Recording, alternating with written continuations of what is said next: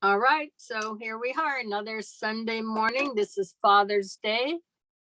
It's June 19th. We are going to be looking at white magic again, of course.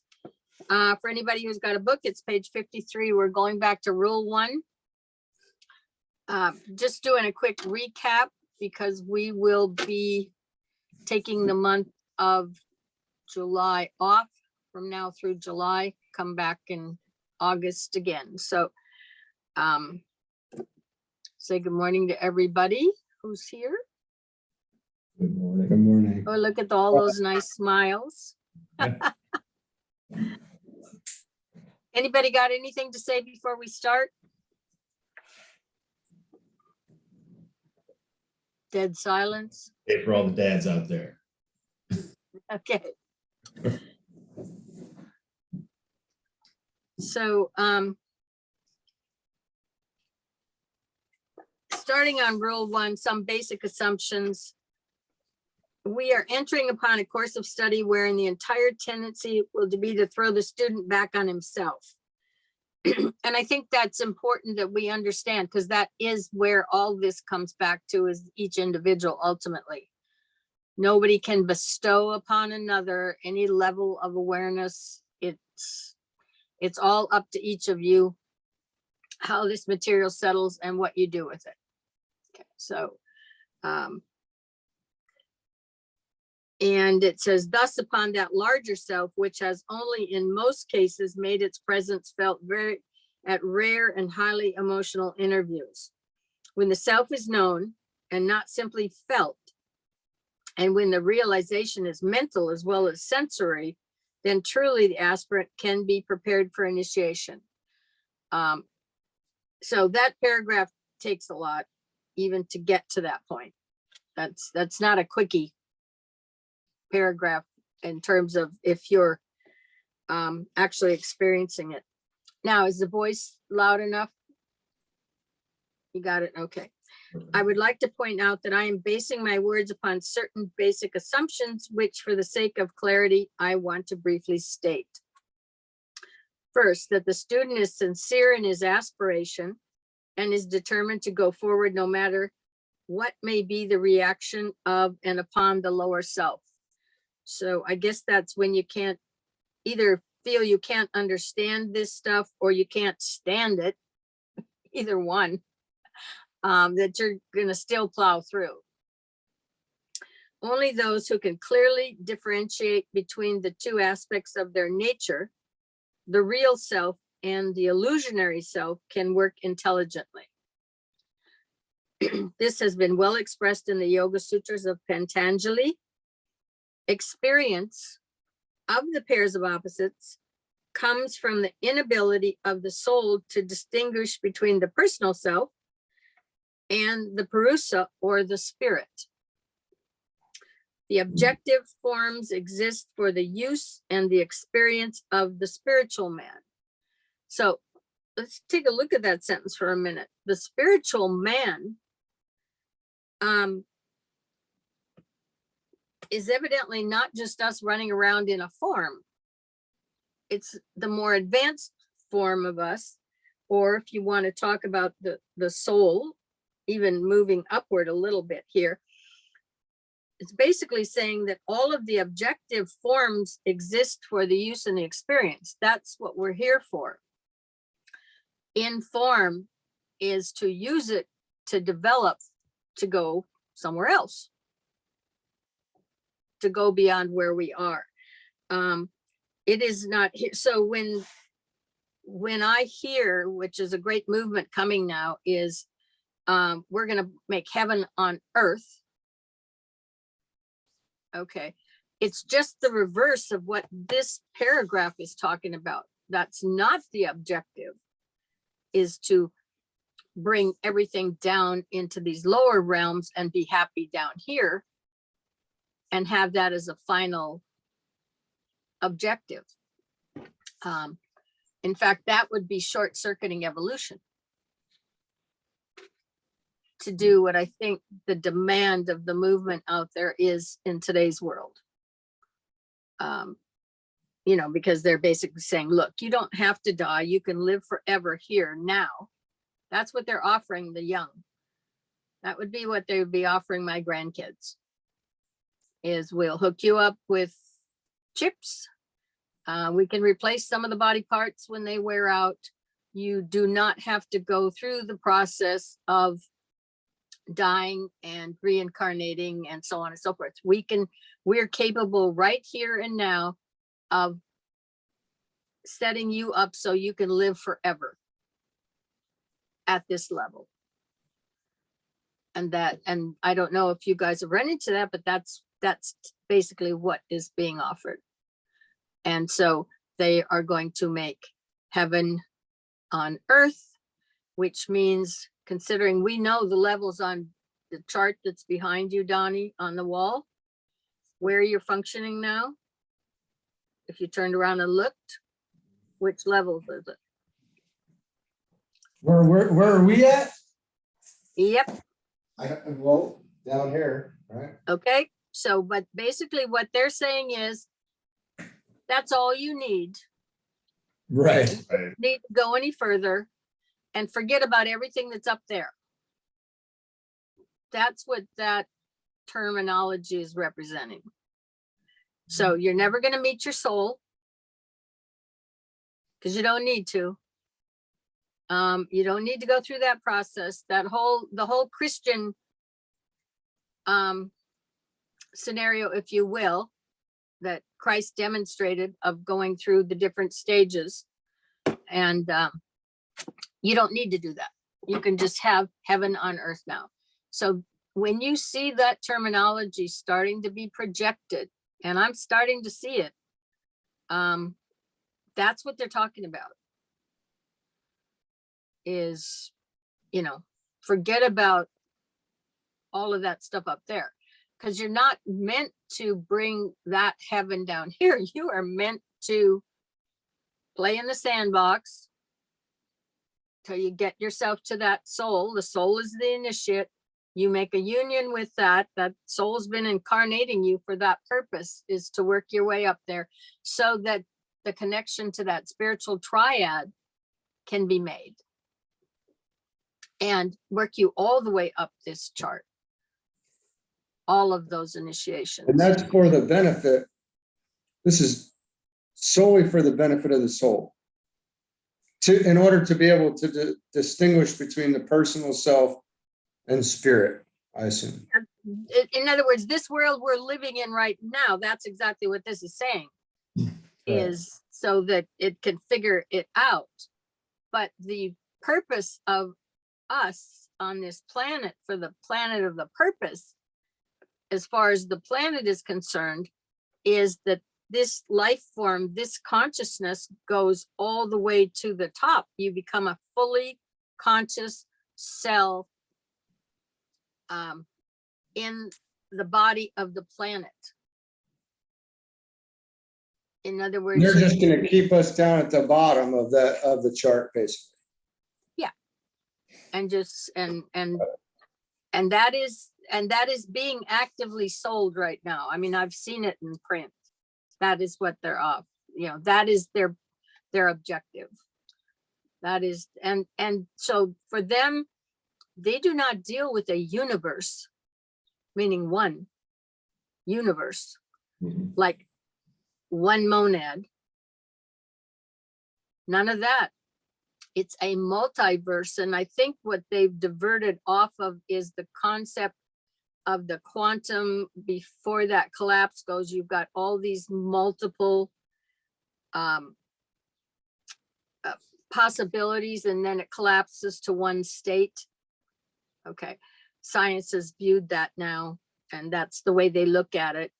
And then they're indicating, because I've seen some articles that are saying, look, you're probably in every one of those possibilities of that state's having a life all at the same time.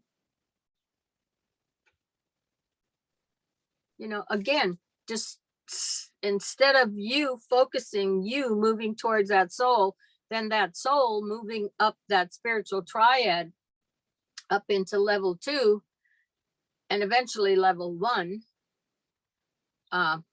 in the farthest up initiations, which were, he can't explain much about, because we really don't have a history of that yet as collective enough to be able to really convey that information back.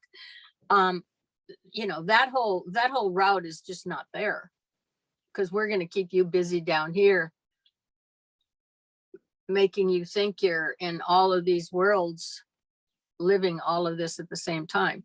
I mean, it's a nice imagination, it's fanciful imagination, but it's a diversion from the growth and development that will eventually move you off this place. Evidently, they're basically saying you don't stay here. If you get into raising initiations and you get towards the end, they make it real clear, and Blavatsky made it clear prior to that. You don't, this isn't a place you get to park. These life forms, us, the development, so on and so forth. You get to initiation 6 and they're saying, okay, now which way out do you want? Which of these 7 choices or directions, which one you're going to choose? And then your preparation after that goes to making the exit.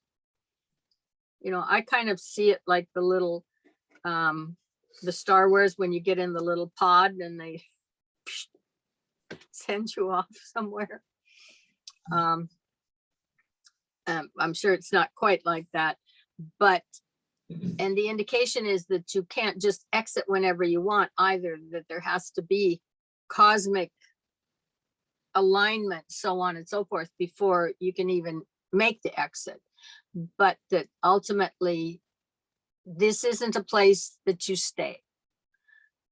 I think Blavatsky talks about the weary pilgrim finally gets to the top, and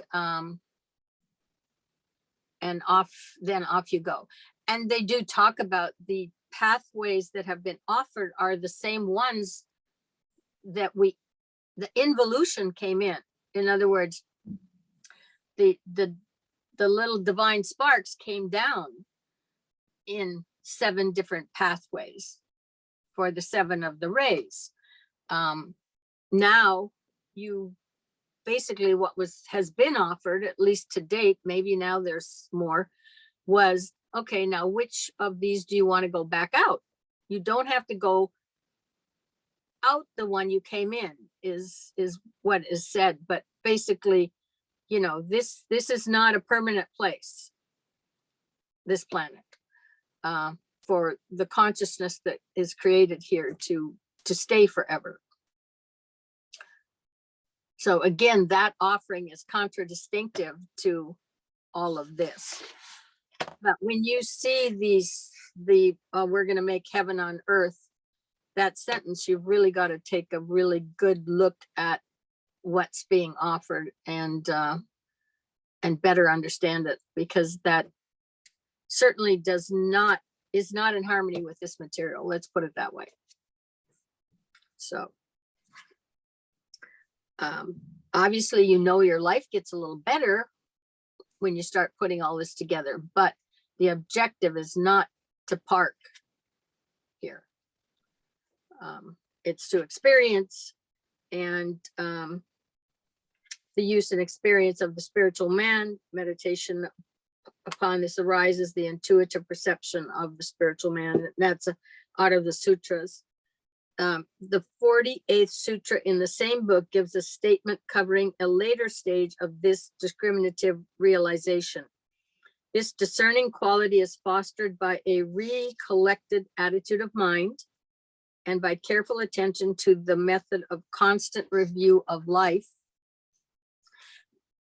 And if I look at the constant review of life, and I go back to doing astrology charts, for example, that pattern gets set the first 3 years of life. It is in the subconscious, and it will run the unit, meaning you, as that program lays the rest of your life, if you're not challenging it in some way. In other words, if that pattern is not challenged, whatever was the initial pattern will just keep running. Now, if everything's working beautifully, you're not going to challenge it.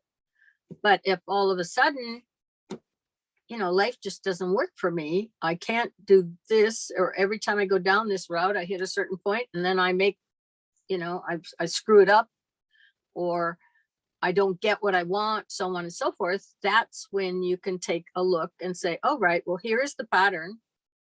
Here's the line of least resistance. Now, if you decide you don't like the outcome anymore, you, at this age or whatever level you're at, have the ability to make a choice, whether you keep running down that route or whether you want to rechange, become conscious of the pattern, recognize it. And when you see it surfacing, automatically you say, no, I'm not going there this time. That one doesn't take me where I want to go. I'm going to do it differently to get a different result. So, that's more often than not in astrology charts. That's one of the things we're looking at. Because when you get to be 30 and 40, okay, it doesn't necessarily, you're not doing what you thought, okay, well, I didn't like this and this when I was younger. I'm not going to have that happen in my life. I'm going to have a different life. And then all of a sudden you find out you got the same one. And how did it happen? And when that happens, then you can track back and look at these patterns and see how when they run on autopilot, what you get. And maybe you don't want it on autopilot anymore, is basically what I'm saying. So, so when we talk about the review, that's one of the bigger reviews you get after this constant review of the life. He means it probably on a daily basis, and so on and so forth. But there's also, you get all these transits that give you a real healthy view of what's going on, especially by the time you're 40. They start coming along and Sure, that's yeah, and you decide whether this is whether you want to just be the sitting duck, or if you want to. That's my direct experience too. Pardon? That's my direct experience, is what I can always speak for mine, but that is exactly what happened. So, well, give us a little bit of that in short term. The emotional nature, the desire nature, wanting to do the same things, wanting to stay very comfortable in my comfort zone, wanting the comfortable job, or still seeking worldly success, still seeking entertainment heavily, fun experiences, all the same kind of experiences, which we don't need to discuss on video, but everybody has their own, right? Everybody has their own things, wanting to party and be around people and stay up late at night and be the life of the party, and whatever else you would include in that. I started to see it. I did start to see it. And mostly it was, you can call it a hangover. It was almost like a hangover, waking up from a hangover. And it always seemed like I was on an airplane flying across the world, the world, from Japan to back to the United States, because I would be partying or whatever overseas all the time. And then I would have all this time afterwards to think about it. And then that brings a serious level of anxiety it brought with it, looking at yourself, and and then it just kind of started slowing down, where I said, this has to stop. This has to stop. You have to stop.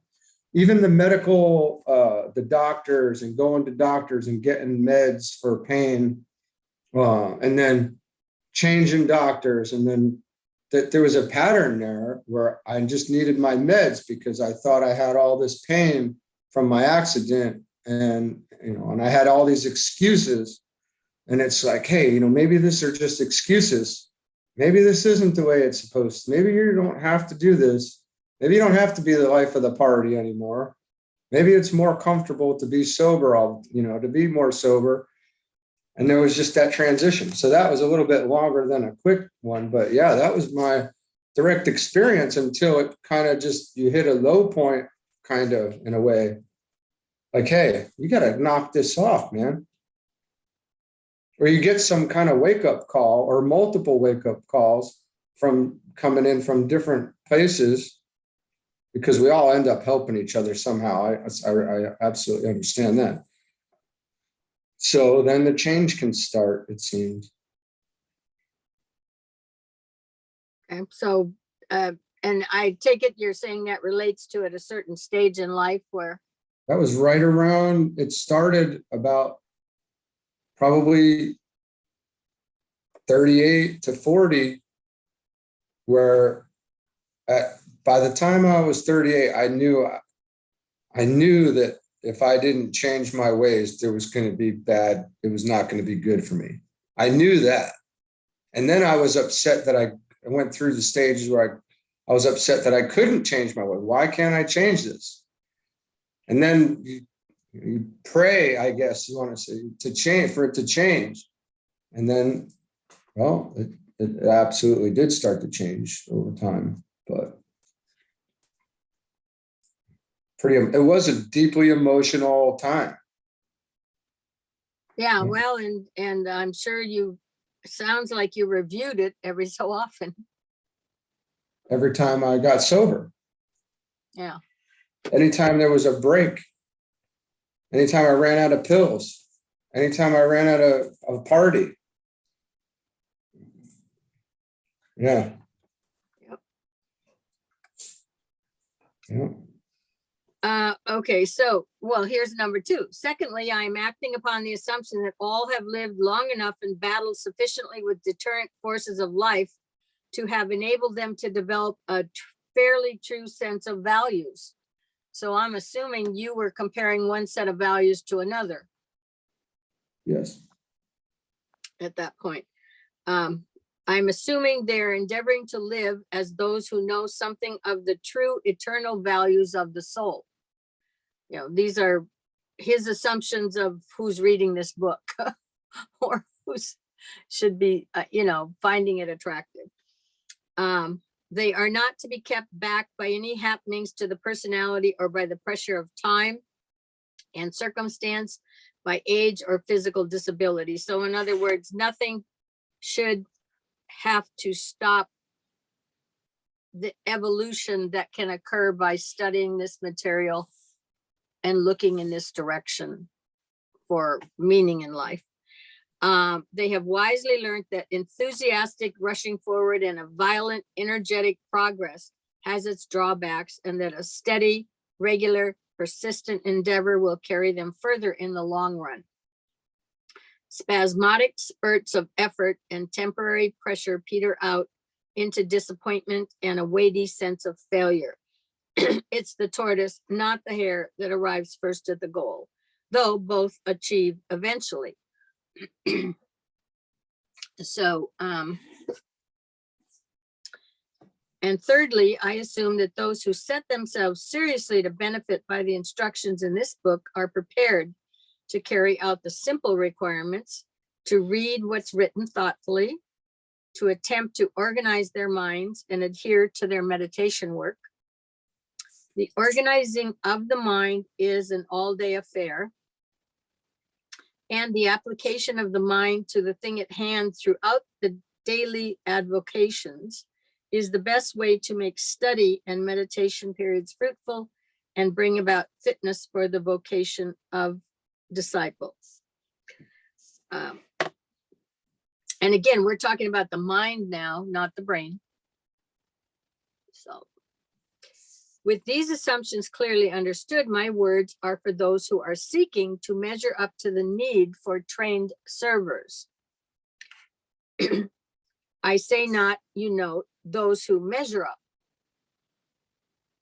Intention and effort are considered by us of prime importance and are the two main requisites for all disciples, initiates, and masters, plus the power of persistence. So those valuations, intention and effort, are the two prime requisites. Look at his list: disciples, initiates, and masters. So that never goes away. Those That's interesting. yeah, in other words, he's not saying, well, you need, as a disciple, you need intention and effort, okay, and then that'll get you to being an initiate, and then to a master, and then you don't have to worry about those. That's not what he's saying at all. He's saying intention and effort are considered prime importance, the two main requisites for all disciples, initiates, and masters, plus the power of persistence. And the power of persistence is a quality of the first ray energy. And so the importance there is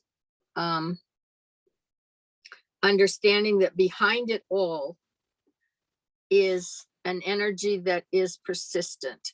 And one of the ways you can figure that out is when you go to bed at night, you put your head on the pillow. When you wake up in the morning, under most circumstances, you're going to be in the same place you went to sleep. In other words, the world is still here.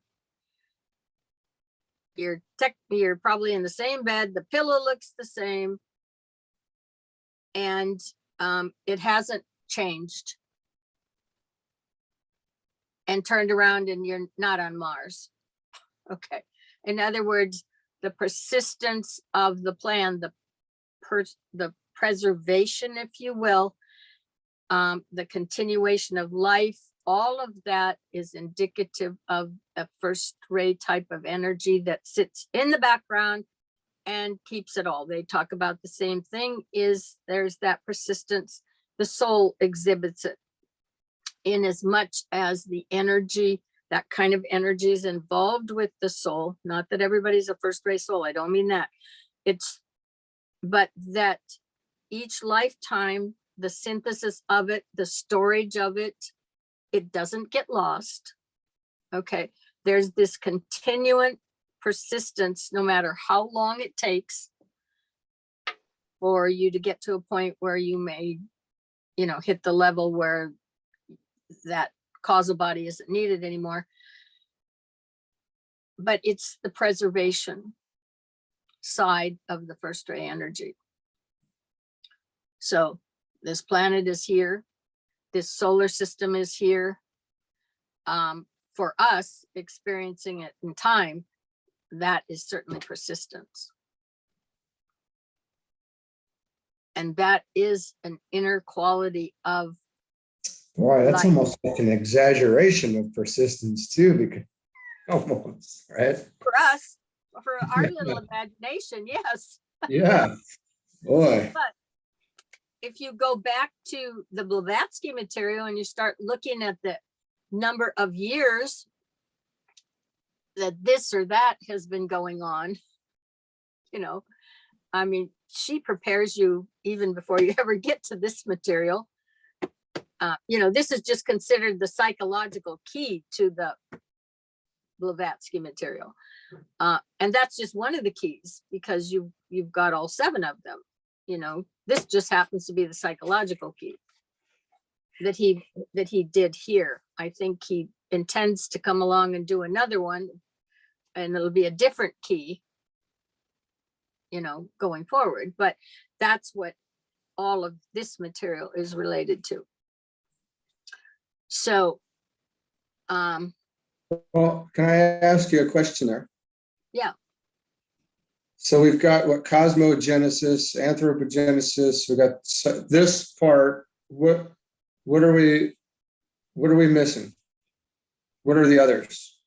Or do we know yet? We're missing 4 others, but I don't have the answer to what each one of them represents. But it'll be it'll be the quality of the ray, the 4 rays that are not described yet in Yeah, their that's expression, awesome.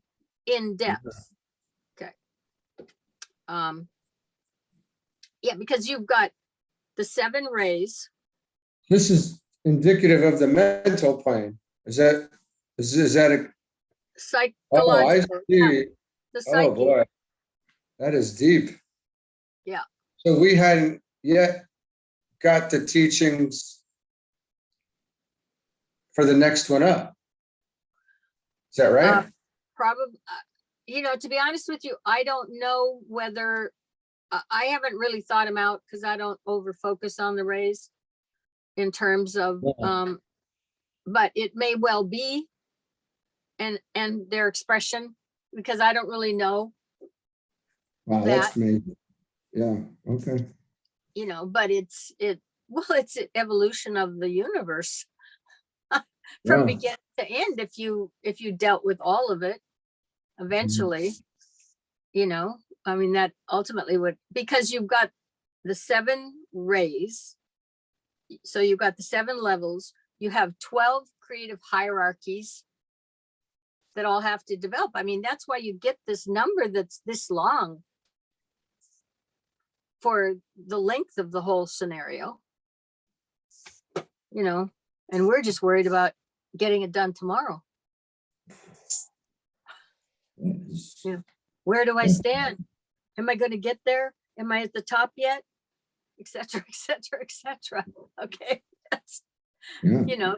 so the day or the night of Brahma is a true number in that respect. If you looked at it that way, you might kind of cool your jets a little and realize that you're in for a long ride. And basically you're not going anywhere. So gives you a little bit of a different perspective on Sure does. So you might as well enjoy it. Okay. And so that he's basically saying, that's the hare and the tortoise. The little scenario is accurate. It's the tortoise that arrives there first. Just because the others the stop start, and then what have you done? You've disrupted. The stop start has a lot of disruptions. So now somehow you don't have the smooth path. It takes you more time. I would imagine he's implying, obviously. Thirdly, I assume that those who set themselves seriously to benefit by the instructions in this book are prepared to carry out simple requirements like reading what's written thoughtfully, to attempt to organize their minds and adhere to their meditation work. And the organizing of the mind is an all-day affair, and the application of the mind to the thing at hand through the daily avocations is the best way to make study and meditation periods fruitful, bring about fitness for the vocation of the disciple. Then within these assumptions, clearly understood, my words are for those who are seeking to measure up to the need for trained servers. And I say not, those who measure up, but in other words, those who are seeking to measure up. Intention and effort are considered by us of prime importance, because what does that do? That directs your energy, and then it applies your energy, intention and effort. Two main requisites for all disciples, initiates and masters, plus the power of persistence. And one of the reasons he'll separate that out is because the full power and directed energy of that first ray is not functioning in the system. It's for the most part held within abeyance. It's just in the background. It's going to keep this thing, it's going to keep the planet. It's going to keep the solar system, that particular energy. And throughout the entire universe. In our consideration of these rules, I am not so much interested in their application to the magical work itself as in training the magician and in developing him from the standpoint of his own character. Later, we may get down to the application of knowledge to the outer manifestation of world forces. But now our objective is something different. I seek to interest the minds and the brains, and therefore the lower self, of students in the higher self. So in other words, if you're looking at that chart behind you, Donnie, he's interested in the minds and the brains of the lower self. Okay, of students into the higher self. In other words, so that you want to look up. And now, have any of you read the Doris Lessing books? Donnie, you're looking at early Shikasta. Early still, yep. I've only managed to get to page 60. That's book number 1. Book number 2, which is very different than 1, has, because it deals with the women in a sense, not just women, but women are a focus there. And they wear something that does not allow them to look up. It's some headgear or something in this range so that they cannot look up. It's just, yeah. And that I think at some of their private ceremonies where there's just the women and there's nobody else around, they take it off and look up. But society does not know they're doing this, but the women are doing it. Now this is on Canopus, I assume. Is that right? No, it's on Shikasta. Oh, Shikasta, that's right. There's 75% women, 25% men. I don't think so. I don't think the balance and book number 2, the marriages of zones 3, 4, and 5. Okay. But that is, and I think that's level 4. I think she's down on level 4 when that happens. Somebody comes from level 3 to level 4. But the point is it is forbidden for them to look up. So, and what he's saying here is I seek to interest the minds and the brains, therefore the lower self of students in the higher self. In other words, looking up, looking at what's above on that chart and having an interest in that from where humanity on the overall is sitting, is basically what he's talking about. And these books, that's the purpose of these books, as far as he's concerned, is getting you to be interested. Also, let it not be forgotten that once the magic of the soul is grasped by the personality, that soul steadily dominates. And here's something very key: and can be trusted to carry forward the training of the man to fruition, unhampered, as you necessarily are, by thoughts of time and space and by an ignorance of the past career of the soul concerned. Which means that when you can make that connection, okay, that he's talking about here, that once the magic of the soul is grasped by the personality, that there's that internal connection is made, then the soul steadily dominates and carries forward the training of man. And that's why I keep saying to you that you just got to make that connection, because then it starts to happen. That is the magic, because you are not directing it. You think nothing's going on here. Okay, it is. It's happening on those inner levels, but you aren't running that show. you have engaged it. You've turned on the motor, you've made the connection.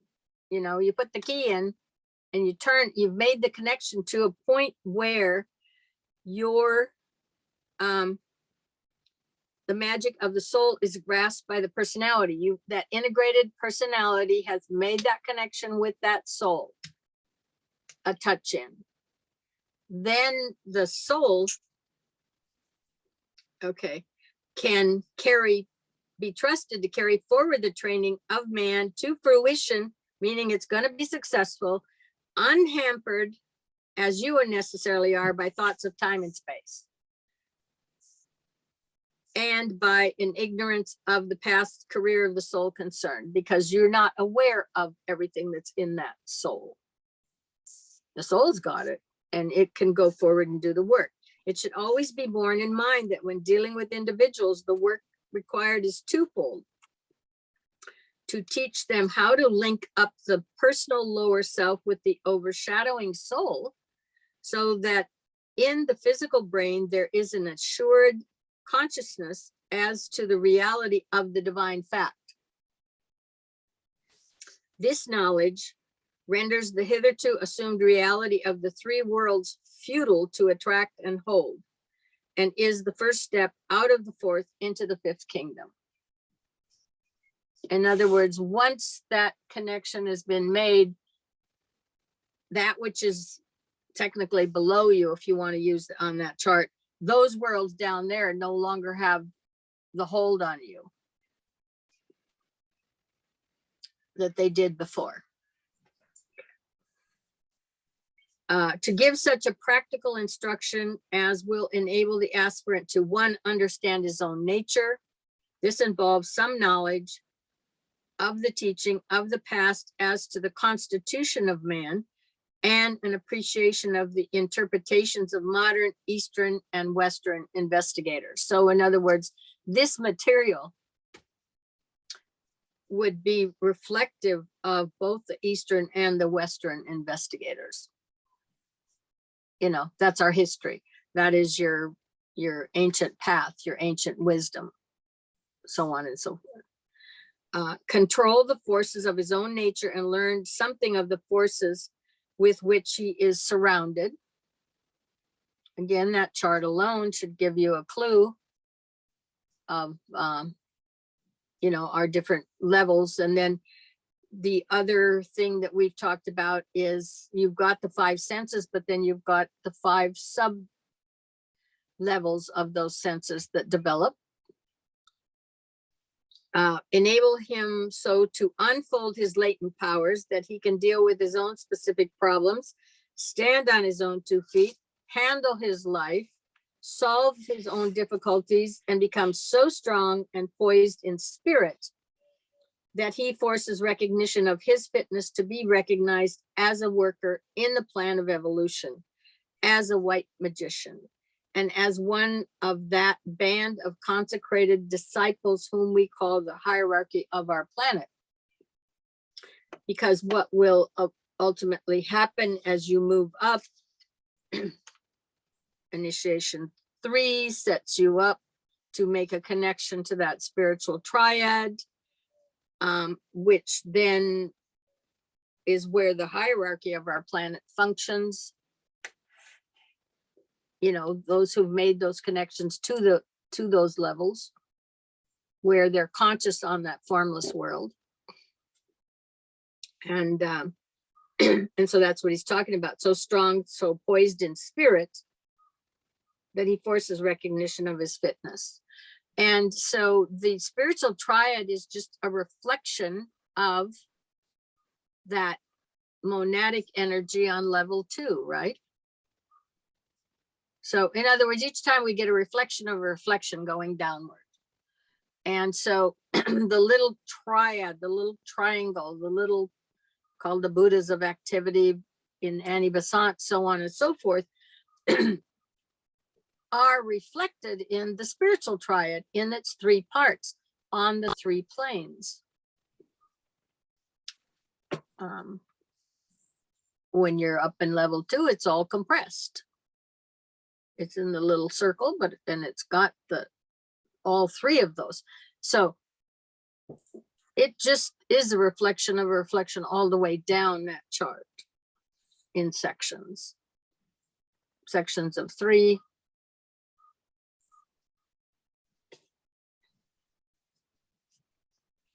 And so basically he's saying that when you can look upward and you can ultimately make connection with, you can handle your own life, stand on your own 2 feet, solve your own difficulties, and become so strong and poised in spirit.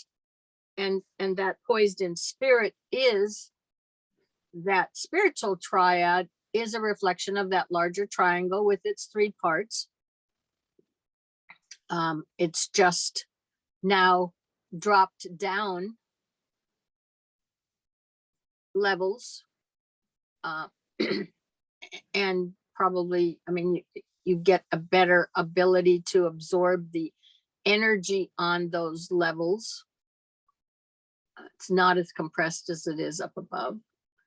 And then he's talking about being recognized as a worker in the plan of evolution, as a white magician, and as one that band of consecrated disciples we call the hierarchy of our planet, because you have right to be resident there.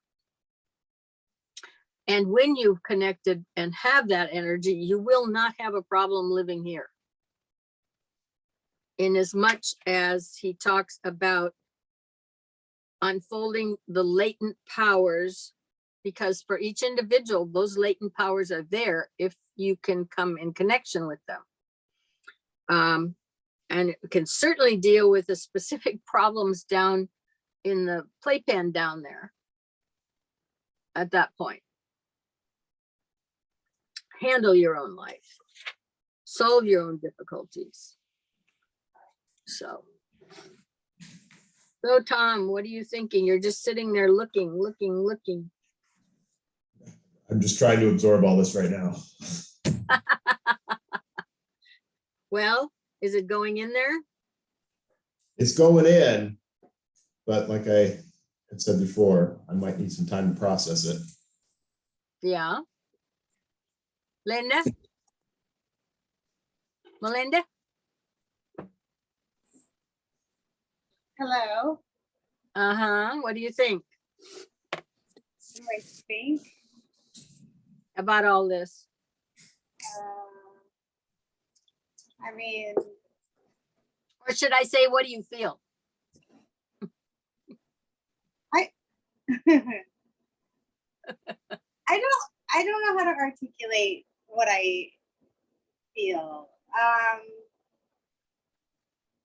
But I are don't you know. kind of getting I it some- freaking like, I like being on this planet. Like, I'm having a good time. I'm comfortable. I feel strong. Like, I'm not worried about moving on. Like, we all have to move on. I'm not in a hurry. Like, I don't know. I Right, guess I but- kind of feel bad for people that are like struggling and that are just having like,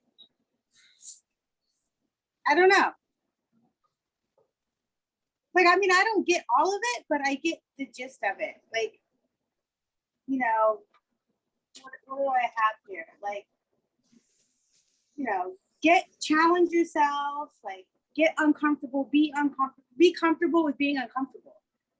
Like, keep changing, keep learning. Don't like be stagnant. Like, get all those vibes, collect all that energy. Like, the stuff that really matters is not the crap that you surround yourself with. It's like all that like energy and like all that stuff that you absorb into your being, like that you add to the energy that's already there.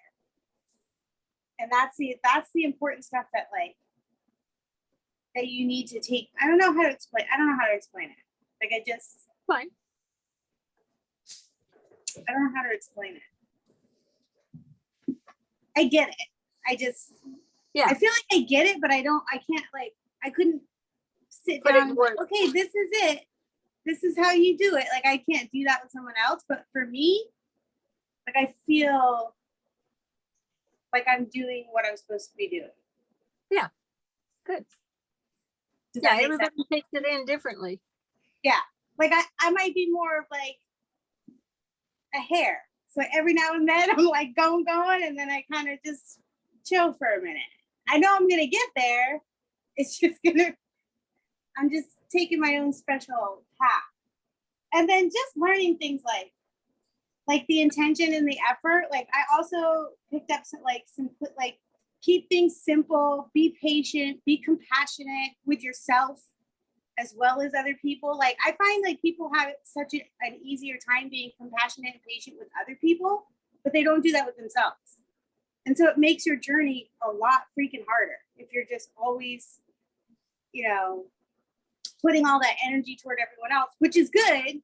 But if you're constantly pouring out of yourself and not pouring in, like you're gonna run out. It's gonna be a lot harder to get where you're supposed to be going. And that whole like heaven on earth thing, like that's such crap. To me, I'm just like, really? Like you think that's what's really like you're being sold on that?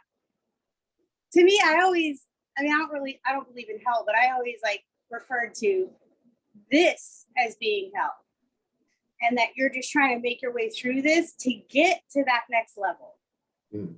Like, because I don't believe in hell and all that stuff. But like, if there were a hell, I would think it would be kind of your journey, and you're just pushing through, and you just have to push through to get to the other side.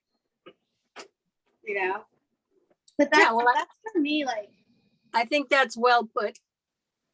oh, thank you. Yeah. Melinda, you mentioned something about people that express compassion to others, but they don't really kind of do that unto themselves. And that kind of sparked a thought for me that, that makes a lot of sense, that there are a lot of people out there, and it makes you wonder if what they're emanating out to others is really compassion, because if they can't even do it to themselves and kind of bring themselves to that level, how can they realistically and effectively emanate that out to others and be compassionate towards others? So it's almost like a false sense of compassion out there. And then the whole heaven and earth thing, or heaven, earth, and hell. And it's funny because Donnie and I were talking about that a bit this morning. And I think you're spot on there. It's like, for me, I've always thought it's like, there is no hell except for the hell that you create for yourself. Right. And exactly, we're here doing what we need to do here, but the ultimate goal is to move up and beyond. And so you just kind of have to work through that. And in here, it's you got to know and understand yourself before you can really kind of project that out to others. So it's a struggle, but it's what's got to be done.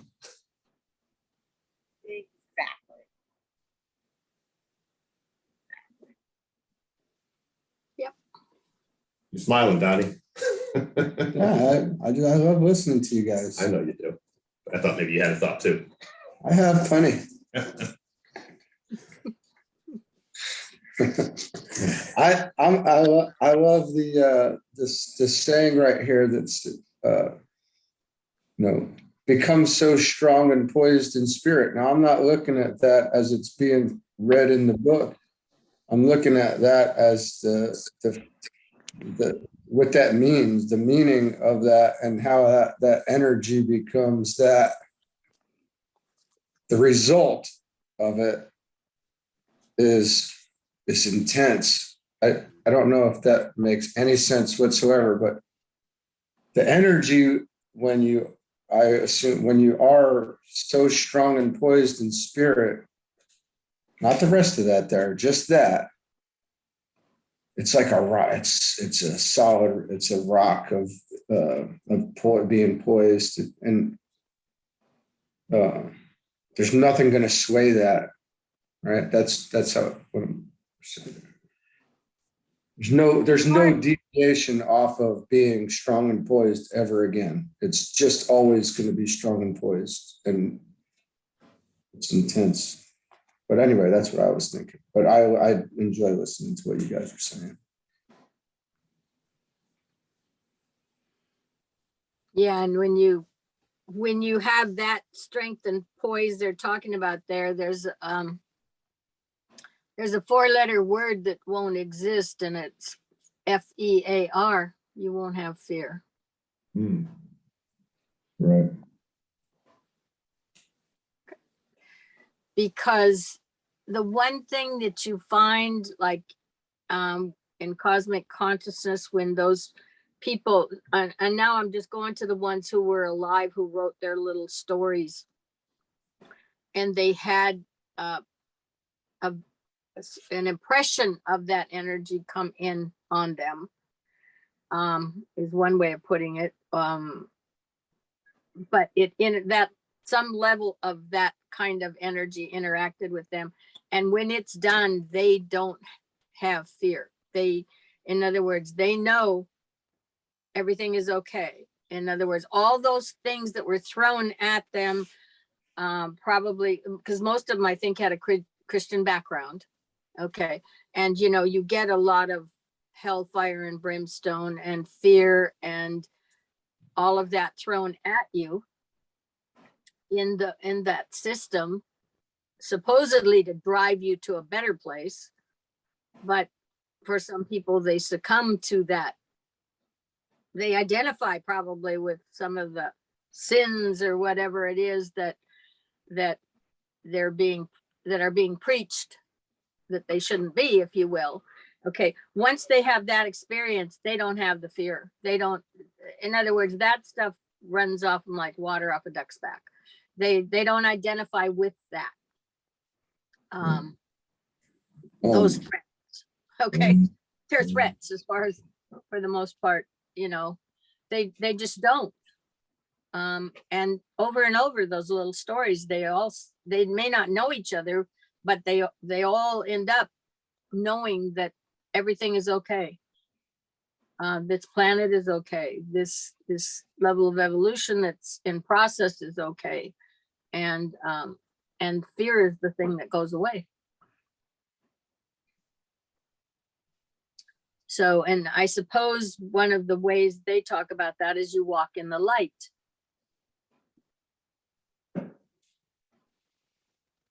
Because the quality of the energy up on those levels, when you get into the formless world, have to embody more light than a lot of what goes on down here. I mean, there is light in the rock. We know that. We talk about that little teeny light that's in that stone because it's got all the veils on it. Okay. But when you move up into the level he's talking about here, and you become strong and poised in spirit, there's less veils, if you will. Okay. Or you're a greater percentage of just light, however you want to look at it. But it's, you're not going to succumb to all those early hell, fire, and brimstone scenarios and so on and so forth. Just not going to even connect with you. You're no longer falling for those stories. Up above it. Yeah. The quality of the energy that you are, literally, the quality of the energy you are does not succumb to any of whatever that is anymore. It doesn't identify with it. It's of a higher quality, if you will. And that's part of what I would interpret, though. You become so strong and poised in spirit that he forces recognition of his fitness to be recognized up there, but he's not vulnerable to all of what a lot of people who haven't come that far are vulnerable yet, as far as threats, ideas, what if, et cetera, et cetera. There's probably not a lot of what ifs. It's a strange thing with all the what ifs that you're like in my professional life. You've got to go through a bazillion what if scenarios to try to figure something out.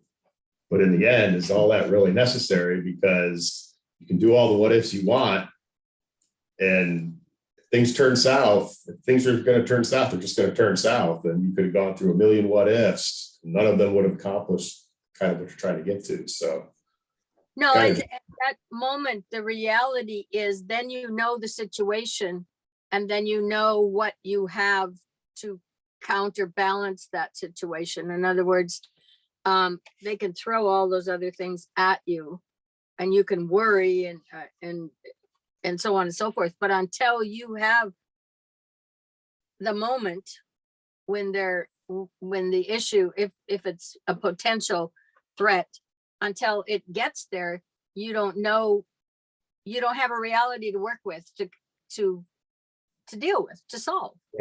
right. Yeah.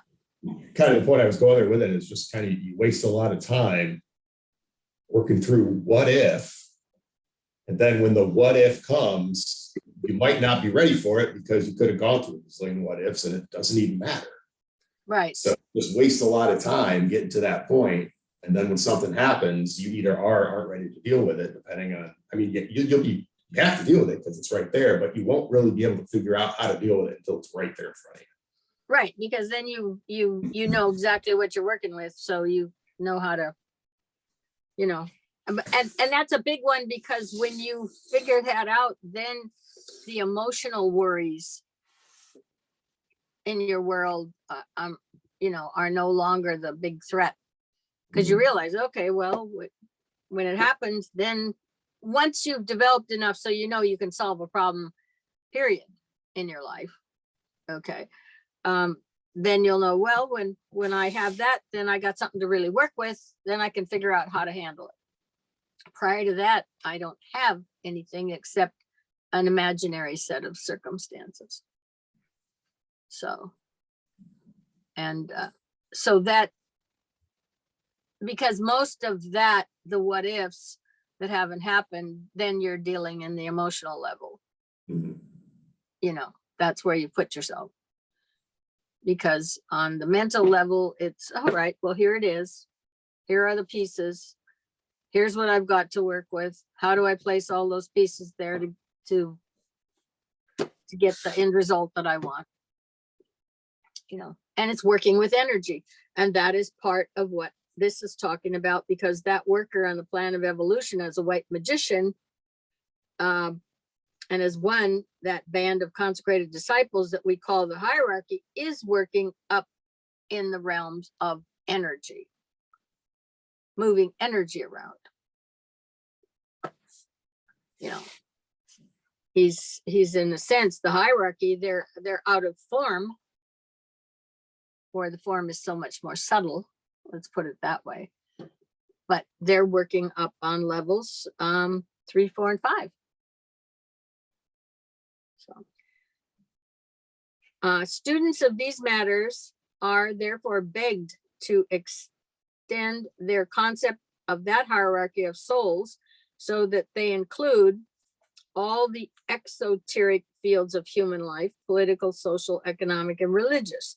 They are begged not to narrow down the concept, as so many do, to only those who have brought their own little particular organization into being, or to those who are working purely on the subjective side of life and along what are recognized by the conservatives as the so-called religious or spiritual lines. In other words, all that tends to lift the status of humanity on any plane of manifestation is religious work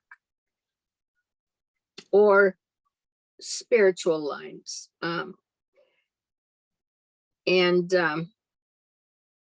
that has a spiritual goal, for matter is but spirit on the lowest planes, and spirit, we are told, is but matter on the highest. All is spirit, and these differentiations are but the products of the finite mind. Therefore, all workers and knowers of God in or out of fleshly bodies and working in any field of divine manifestation form part of the planetary hierarchy and are integral units in that great cloud of witnesses who are the onlookers and the observers.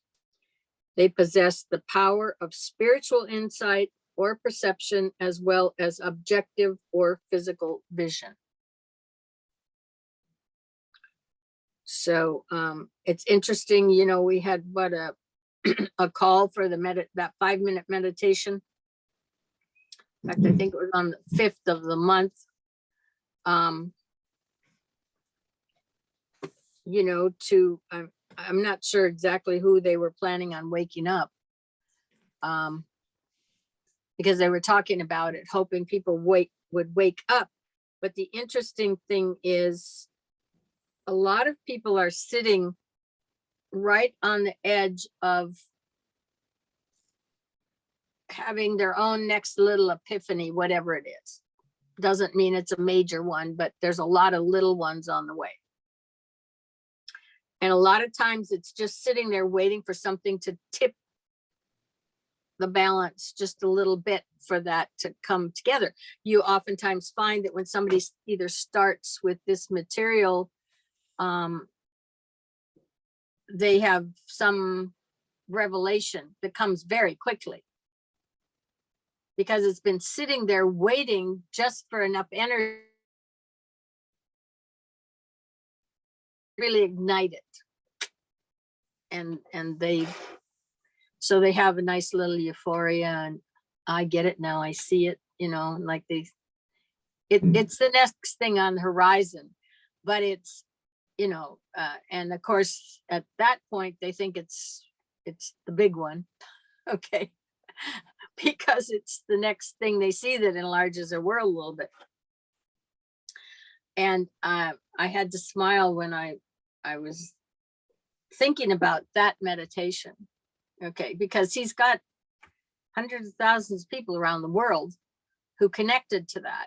And I'm sure that there were a number of them who, as all this energy came together, it was enough to just tip whatever was sitting on the, you know, the Humpty Dumpty wall for them to be awakened, the little next move.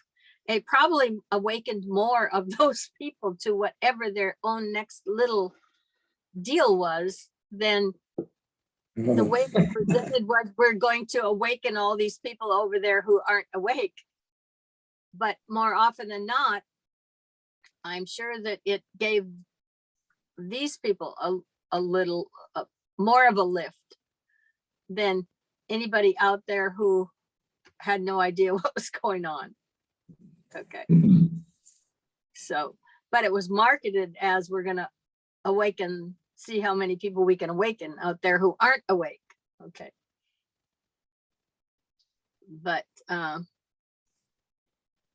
it was only 5 minutes long, and it was meant to be only 5 minutes long, and it was only 5 minutes long, and then it was gone.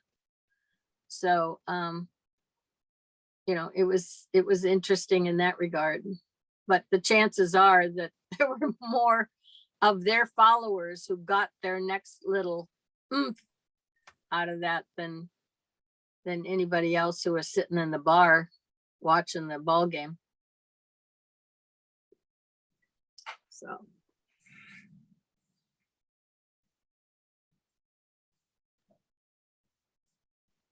And he's basically saying all of the people who are doing something that directs towards good are all part of this unit. They're not because they are the Rosicrucians or because they are the Catholics or they're a humanitarian organization. It's everybody whose mind and emotional realm is engaged in endeavoring towards good is all part of the system. They don't have to belong to an organization with a name. Okay. They're part of humanity. In studying Rule 1, we could summarize it simply yet profoundly under the following words: egoic communication, that's your soul; cyclic meditation; and coordination or at one-ment is Rule 1. The rules start off in a treatise on cosmic fire with a brief summary of the process and a statement as to the nature of the white magician. I would like in this first consideration of our subject to enumerate briefly the facts given in the commentary so as to demonstrate to the aspirant how much is given him for his consideration and helping if he knows how to read and ponder upon that which he reads. The brief aegis of Rule 1, I give the following statements. The white magician is one who is in touch with his soul. He is receptive to and aware of the purpose and the plan of his soul.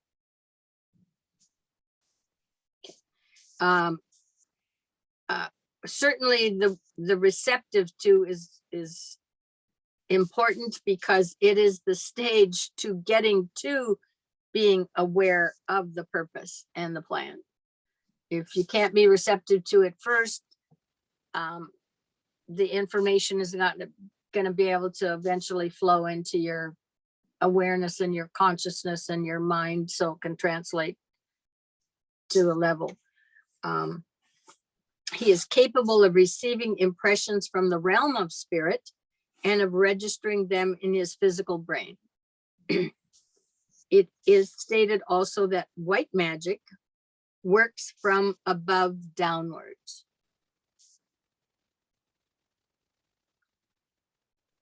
So, if we were to use the word black in here, we would assume it works from the other direction. So if you need to have a definition of how you would identify something, you could say that whatever comes from the bottom upward would be considered black from wherever you are on the chart, if you will, in terms of your own personal evolution. And we've certainly seen, I think, some of what we've evaluated in the last year or two, and the behavior patterns, that some of them are extremely archaic and go back very far in humanity's history, and they're trying to repeat them. So you're back to more animalistic nature, more primitive nature, so on and so forth. I think that would be one of the ways that a lot of it would be evaluated. There's a big movement where a lot of people are walking around talking about being savage. Yeah. Be savage, and they equate that to the physical body and, building up the physical strength and being an animal in the gym and workouts and this and that. It's just so, and I guess that's some sort of abstraction, I would assume, of that, right? Some sort of reflection. Of course, there's more crueler behavior that would be more earlier behavior also that we've tried in humanity's level to eradicate, not to that we do not see as constructive. That there's been efforts to, our behavior. Look at how we've improved the behavior of our children on the overall, even in recent, when I was young, the parents still had full rights on this child of how they treated them. And they could beat them silly. And as the father or the mother, for that matter, had those legal rights, they don't have them anymore. So what I'm saying is we've tried to move away from that and give healthier, more constructive rights to everyone. And we're certainly working with a lot of stuff that's on TVs these days, all kinds of stuff that's not necessarily legal, but it's out there trying to move away from that. At the same time, there's been a big move to move in that direction. That's part of what they talk about with this spiritual war, is which direction is this planet going? So,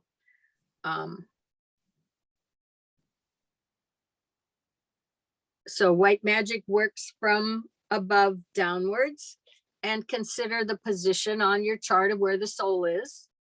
Consider where the position of the mental realm of mind, where it reached in general man, which is what, sublevel 4.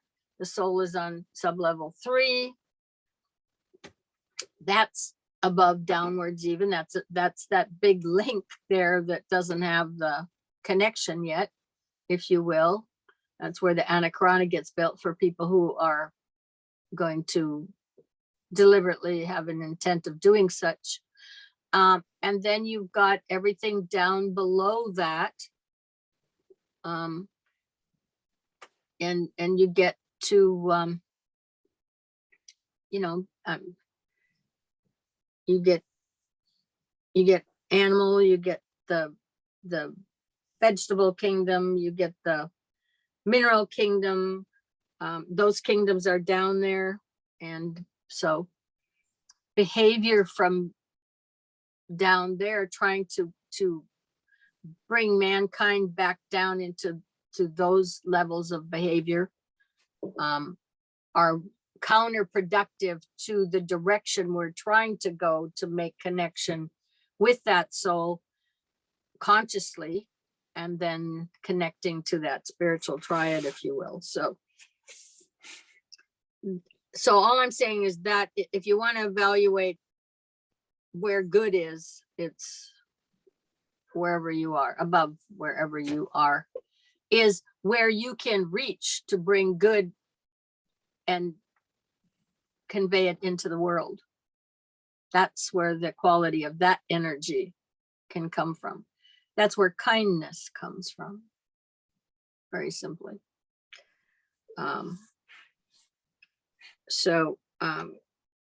He is receptive to and aware of the purpose and the plan of his soul. He is capable of receiving impressions from the realm of spirit and of registering them in his physical brain. And so now you are working with some of those sub-levels of some of your sensory apparatus that develops, so that you can receive. You've got to be able to receive them. There's got to be the ability to get it into your system, and it'll be on one of those levels of your senses. It is stated also that white magic works from above downwards, is the result of solar vibration, and therefore of egoic energy. It is not an effect of the vibration of the form side of life, being divorced from emotion and mental impulse. So, so white magic is not an effect of the vibration of the form side of life. And so the form side of life is, for the most part, that which is below you that you're running around in, if you will. But the white magic comes from solar vibration, and it's above you. It's the downflow of energy from the soul is the result of the constant internal recollectiveness, concentrated one-point communication by the soul with the mind and brain, steady meditation upon the plan of evolution. The soul is therefore in deep meditation during the whole cycle of physical incarnation, which is all that concerns the student here. This meditation is rhythmic and cyclic in nature, as is all else in the cosmos. The soul breathes and its form lives thereby.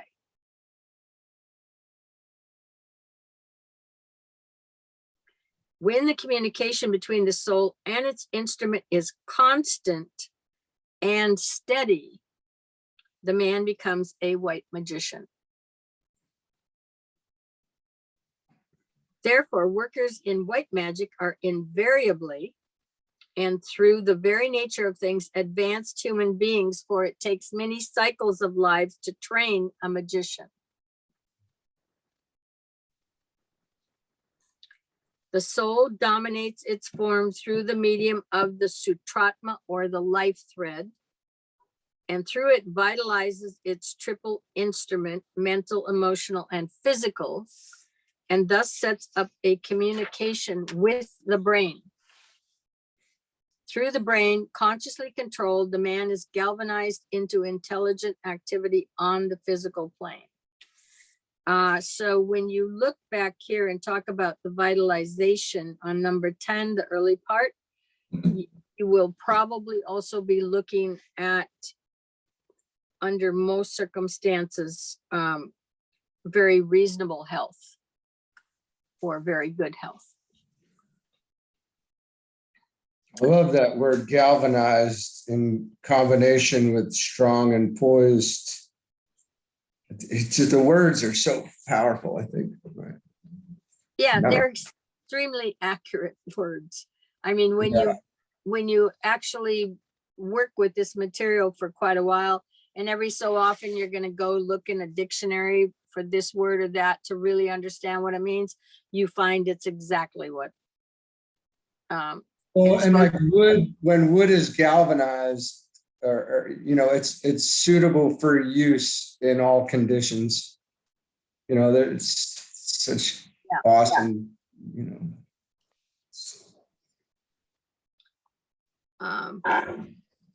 Okay, so the above is a brief analysis of the first rule for magic, and I would like to suggest that in the future, as the students meditate on the rules, that they make such an analysis themselves. If they do this during their consideration of each rule, they will approach the whole matter with greater interest and knowledge. They will also save themselves much looking back and reference.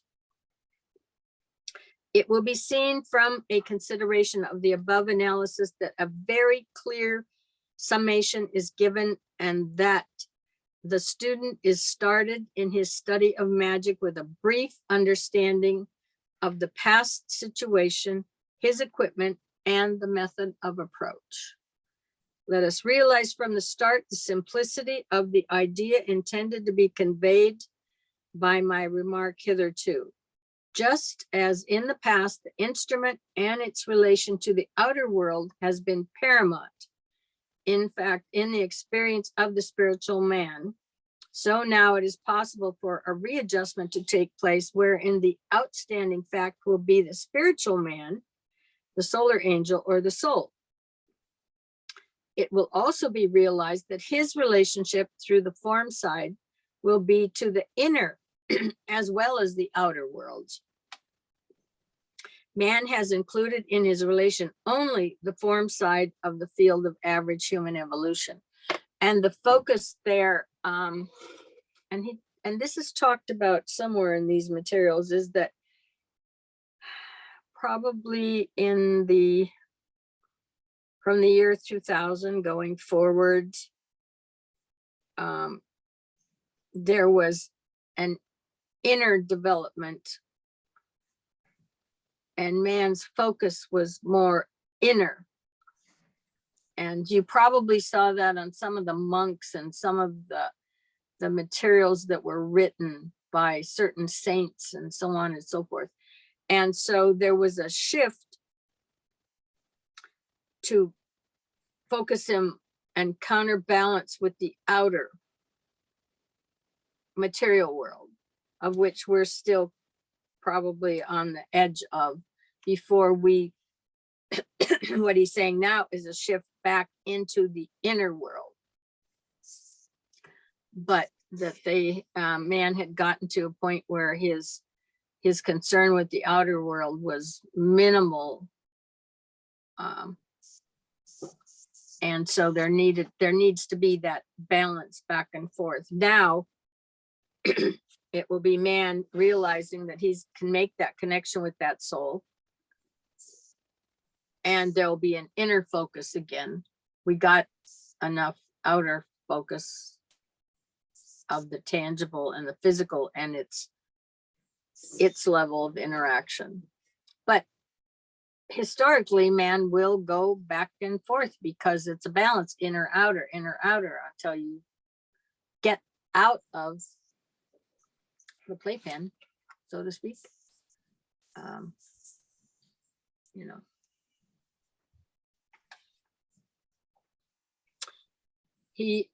So where he's talking about man is included in his relation only the form side of the field of average human. He has used it and has been dominated by it. He has also suffered from it and consequently in time revolted through the utter satiety from all that pertains to the material world. Dissatisfaction, disgust, distaste, a deep fatigue are characteristic very frequently of those who are on the verge of discipleship. For what is a disciple?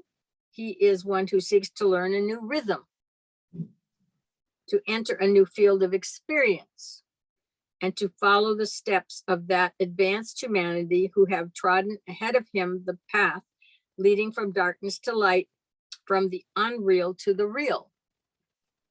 He has tasted the joys of life in the world of illusion and has learned their powerlessness to satisfy and hold him.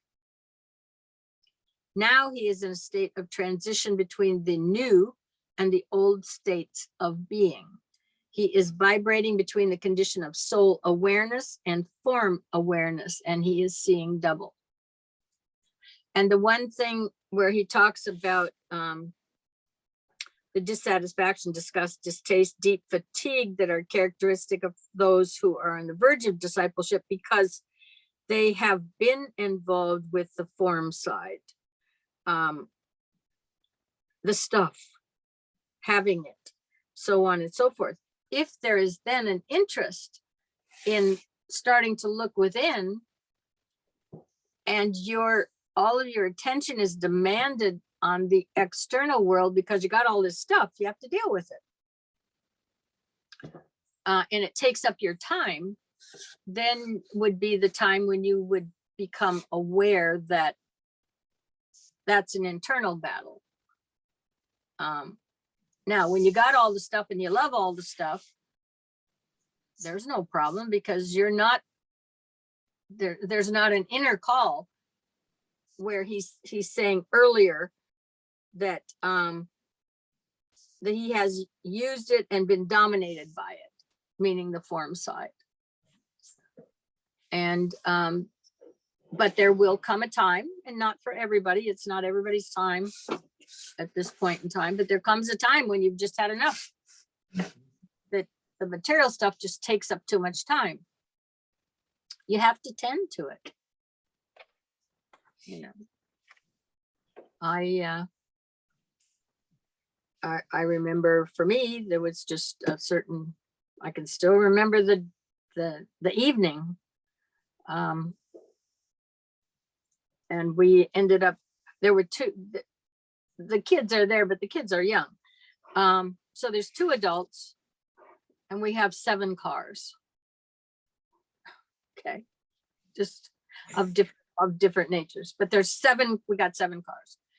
And so he comes home from work. Okay, well, we've got to go take this car into the dealership because it's got to be dealt, something has to be dealt with it tomorrow. Then we have to come home and we have to take another car to another dealership because that one needs to be, and I said, that's it, I'm done. That was just, in other words, I don't want all this material stuff anymore because it's taken up all my time. Okay.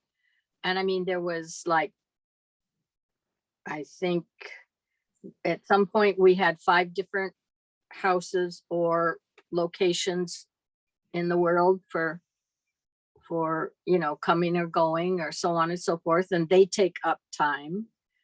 And property, gardens, land, just all of this stuff.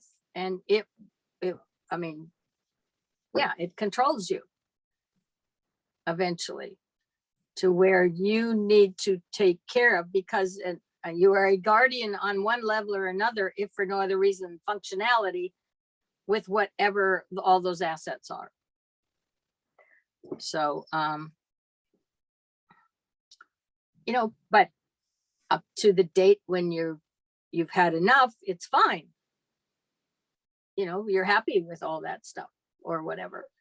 And then there comes the time when the inner part calls for more attention. And that's when the battle ensues, if you have one. Where, you know, you make choices that, or you keep going through an inner battle, one or the other. So.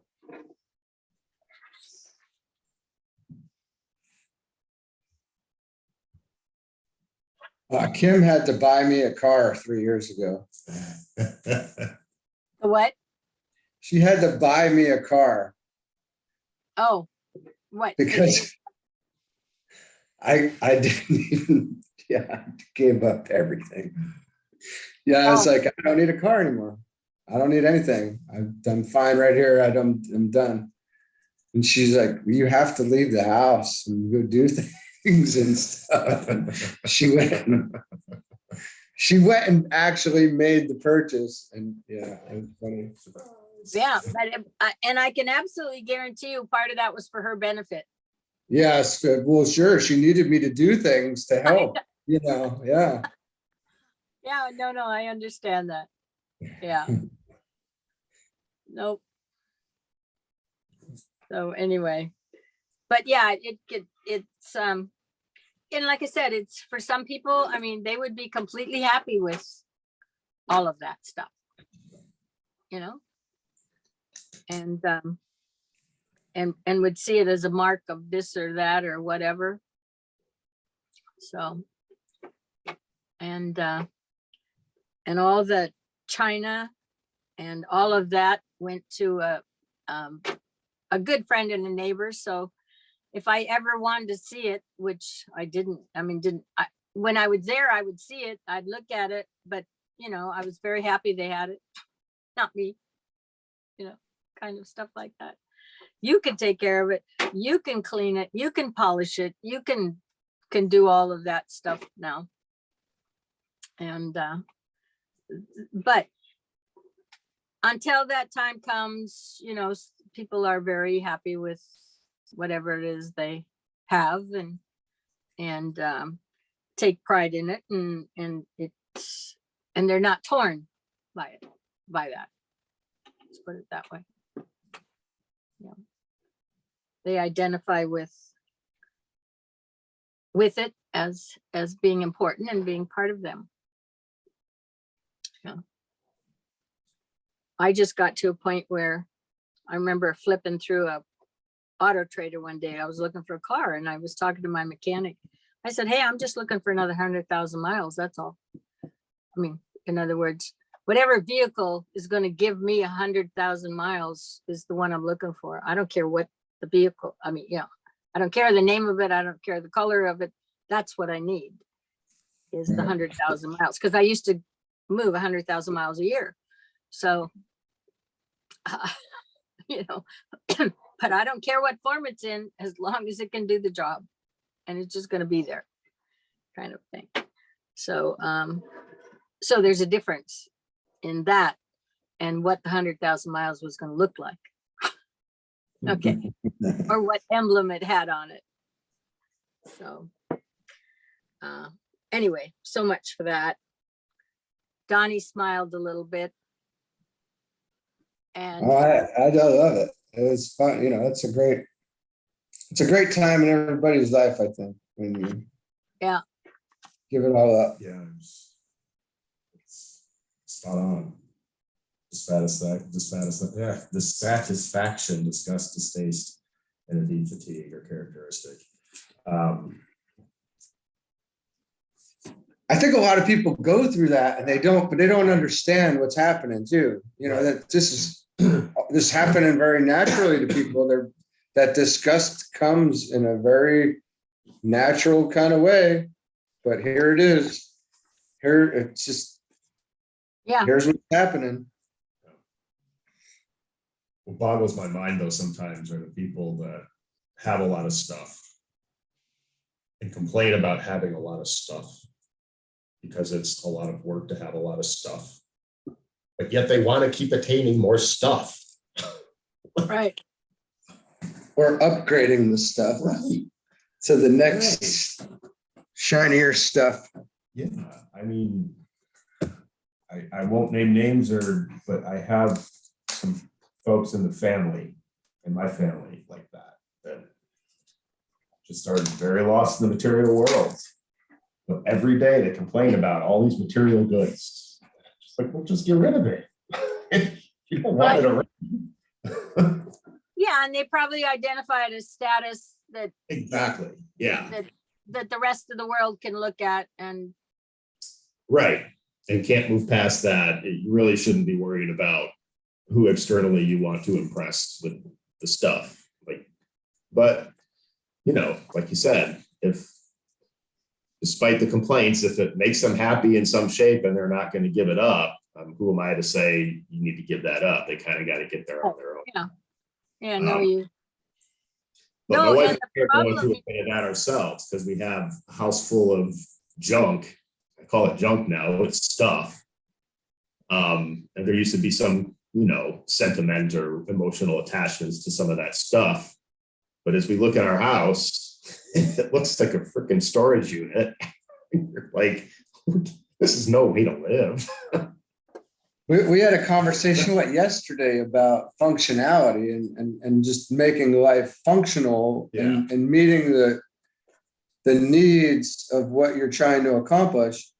And for me, for the last few years, I've had the argument with Kim about why you got to hide everything from me, man. And why does everything have to be put into these cabinets where I don't know where it is? And why does this sink, you want me to do the dishes, but why can't we just have a chef's kitchen that has the big sink and you pull the thing down and I can spray the crap out of it?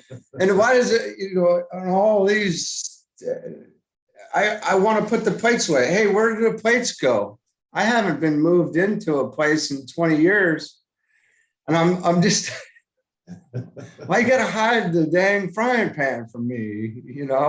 I got to spend 2 minutes of my day looking. Now I don't even want to cook, because I know I got to go searching for this stuff. It's funny. The whole thing is funny. I like everything out in the open where I can see it and I know exactly where it is. So I don't have to think about it anymore, but everybody wants to hide their stuff. So it's, put it in the closet, put it over in the cabinet. No, it belongs over in this thing. Wow, dang, man. Playing hide and seek all day.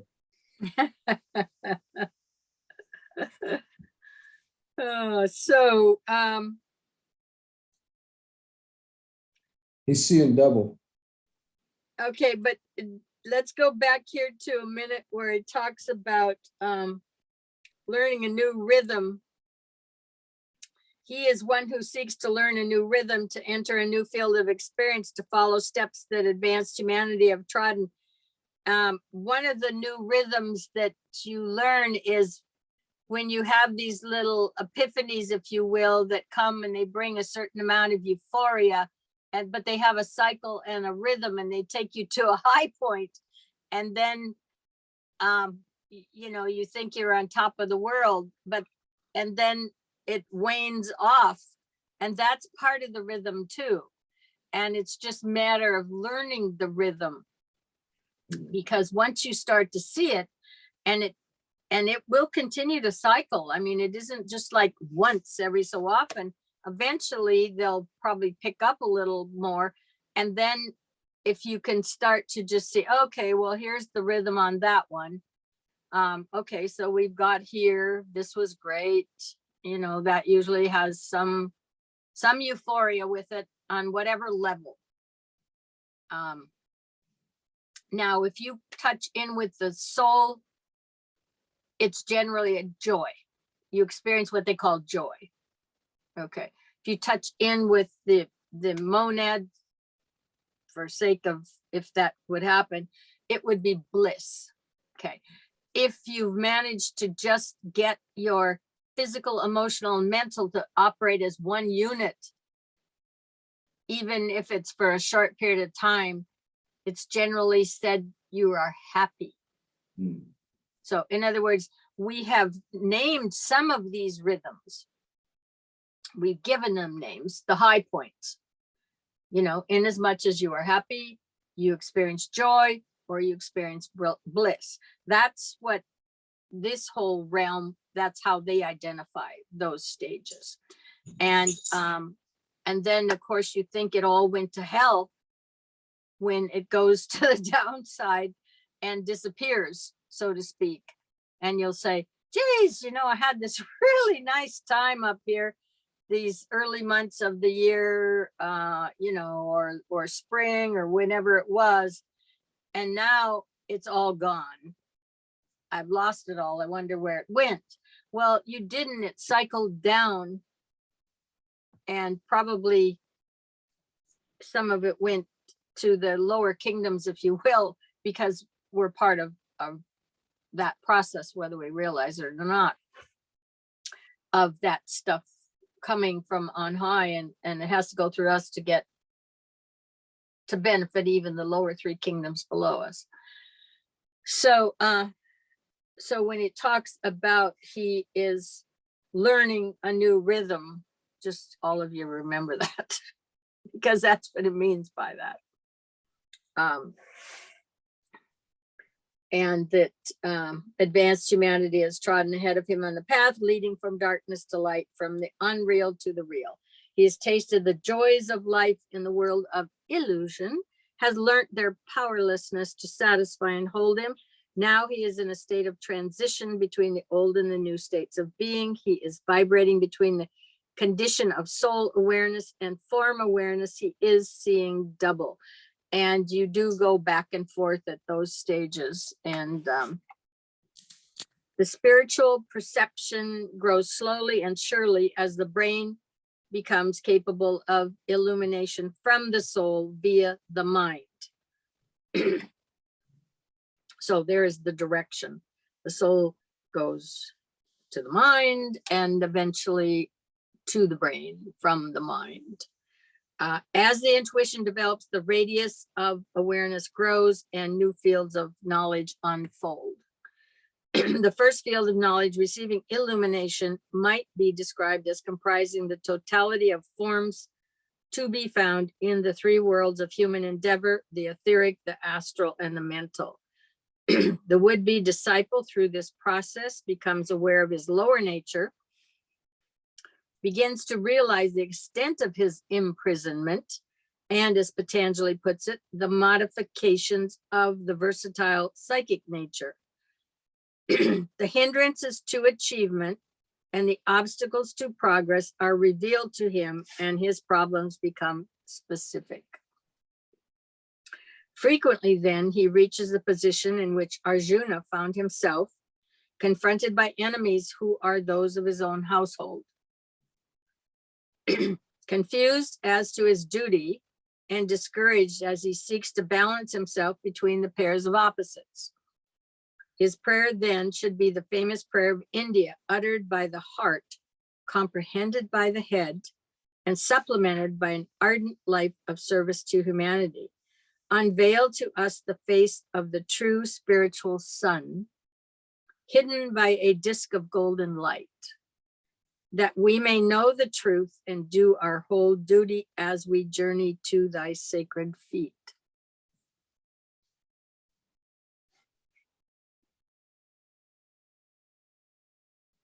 As he perseveres and struggles, surmounts his problems, and brings his desires and thoughts under control, the second field of knowledge is revealed. The knowledge of the self in the spiritual body, knowledge of the ego as it expresses itself through the medium of the causal body, the Karana Sarera, and awareness of that source of spiritual energy, which is the motivating impulse behind the lower manifestation. The disk of golden light is pierced. The true sun is seen. The path is found, and the aspirant struggles forward into ever clearer light. As the knowledge of the self and as the consciousness of that which the self sees, hears, knows, and contacts is stabilized, the master is found, his group of disciples is contacted, the plan for the immediate work he must assume is realized and gradually worked out on the physical plane. Thus, the activity of the lower nature decreases, and the man little by little enters into conscious contact with his master. But this follows upon the lighting of the lamp,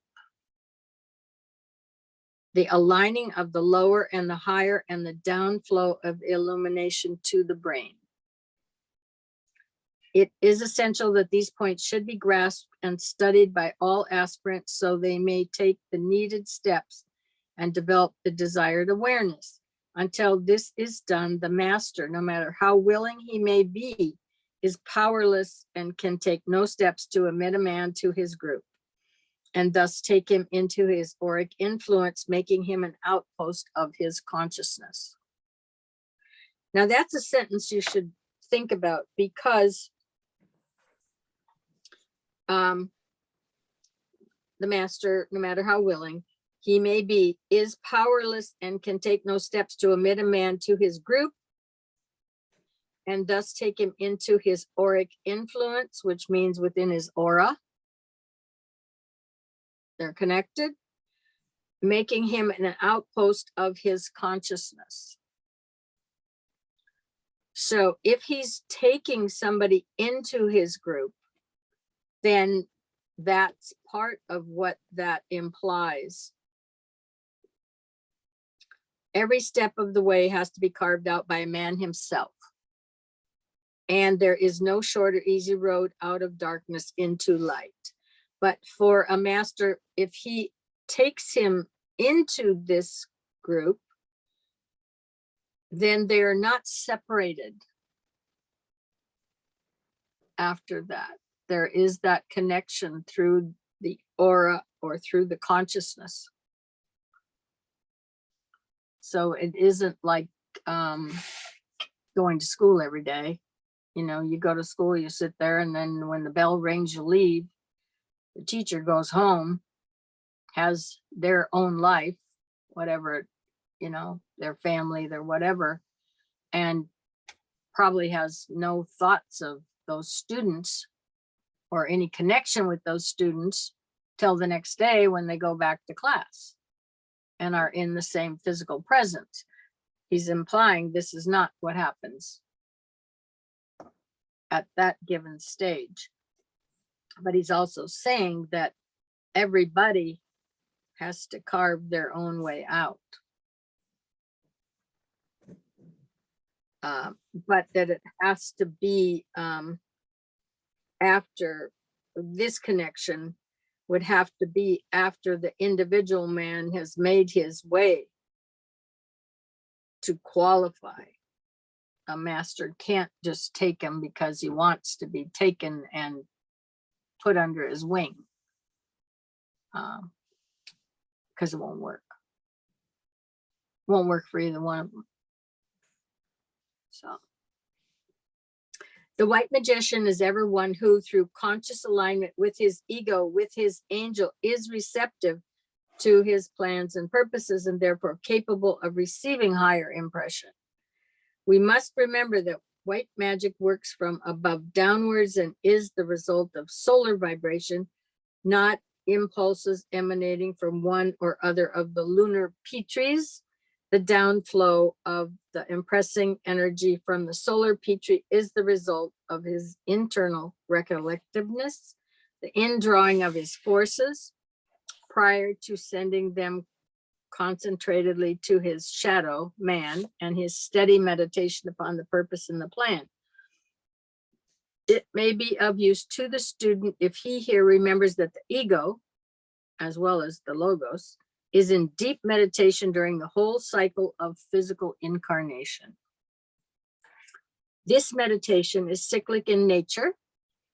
The Treatise involved sending out to his reflection rhythmic streams of energy, which streams are recognized by the man concerned as his high impulses, his dreams and aspirations. So therefore, I would, before I read any more of this, it's really implying that you're, he talks about the ego or the soul in deep meditation, and it's cyclic in nature, and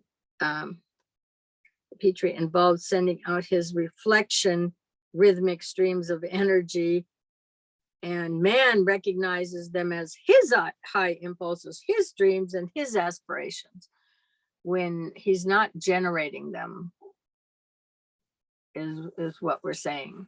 You know, and but the thing about it is when it comes to the subjective realm, humanity can't distinguish where that's coming from. And I say that because when you get into astrology and you can get a couple of planetary positions regarding a planet and a position where it's like one of my teachers had said, why is it that people who have such and such in such and such a house, that 98% of them have been to a psychologist? Okay. And my answer, which I think was not the only answer out there, but was basically correct, is because the guy wants to make sure he's not crazy. Because that particular position gives him internal subjective experiences, and he cannot discern them as being anything different from something that he's generating himself, because in those subjective realms, that stuff is as real as anything else. So if all of a sudden they are pulling information from somewhere else that's not really them, that can be bizarre and way out of their norm, if that starts coming through to them, they're wondering what's going on, what's happening to me, because I'm experiencing all this and it's like real and it's like part of me, but they don't know where it came from. And they want to make sure that they're not crazy, so they got to have somebody who's qualified, a psychologist or somebody who's been given a license to come in and confirm, or else help them get this stuff out of their head, or fix it so that it ain't coming back or something. So what I'm saying is that, be it that in this case, it's the high reflections, high impulses, dreams and aspirations, they come, you don't know that they aren't you either, that they're not coming from you. You're probably not really generating a whole lot yourself in this world anyway, because you're a receiver.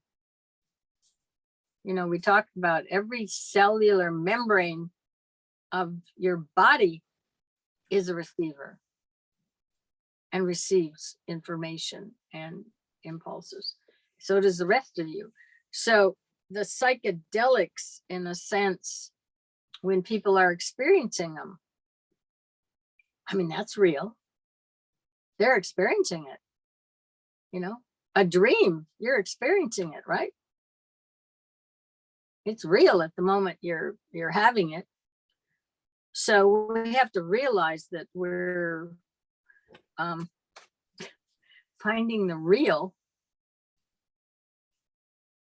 is, you got to know what the word meant, first of all, and how do you define it, and so that you can classify if it's real or not.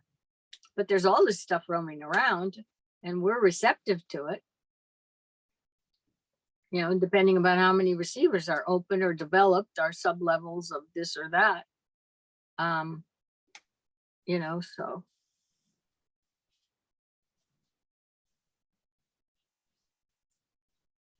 So therefore, there might not be much to us. Did you see that? We saw your eyebrow raise there, Carla, and we both giggled. You know, we might be receiving high impulses on one end, and other stuff on the other end. So what are you guys doing over there?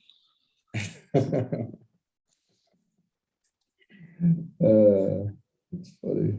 For receiving. Yeah, we're receiving. I bet you are. There's somebody there, right? Okay, so therefore it will be apparent why workers in white magic are ever advanced in spiritual men, for the reflection is seldom responsive to the ego or the solar angel until many cycles of incarnation have transpired.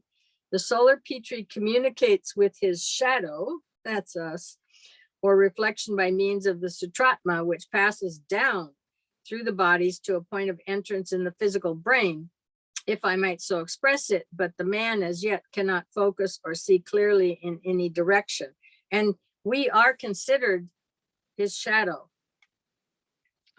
You know, we are the shadow of the soul. You will see that terminology in here. If he looks backward, he can only see the fogs and miasmas of the planes of illusion and fails to be interested.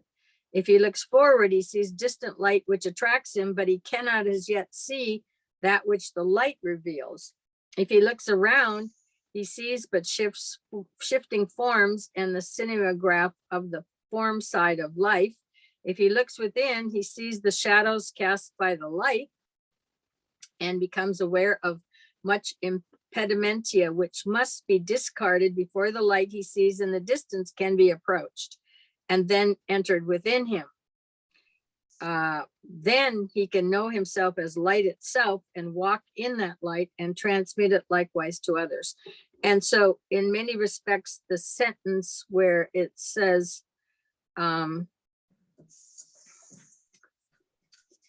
he becomes aware of the impedimentia, which must be discarded before the light he sees in the distance can be approached. That is like the dweller on the threshold before you can take an initiation.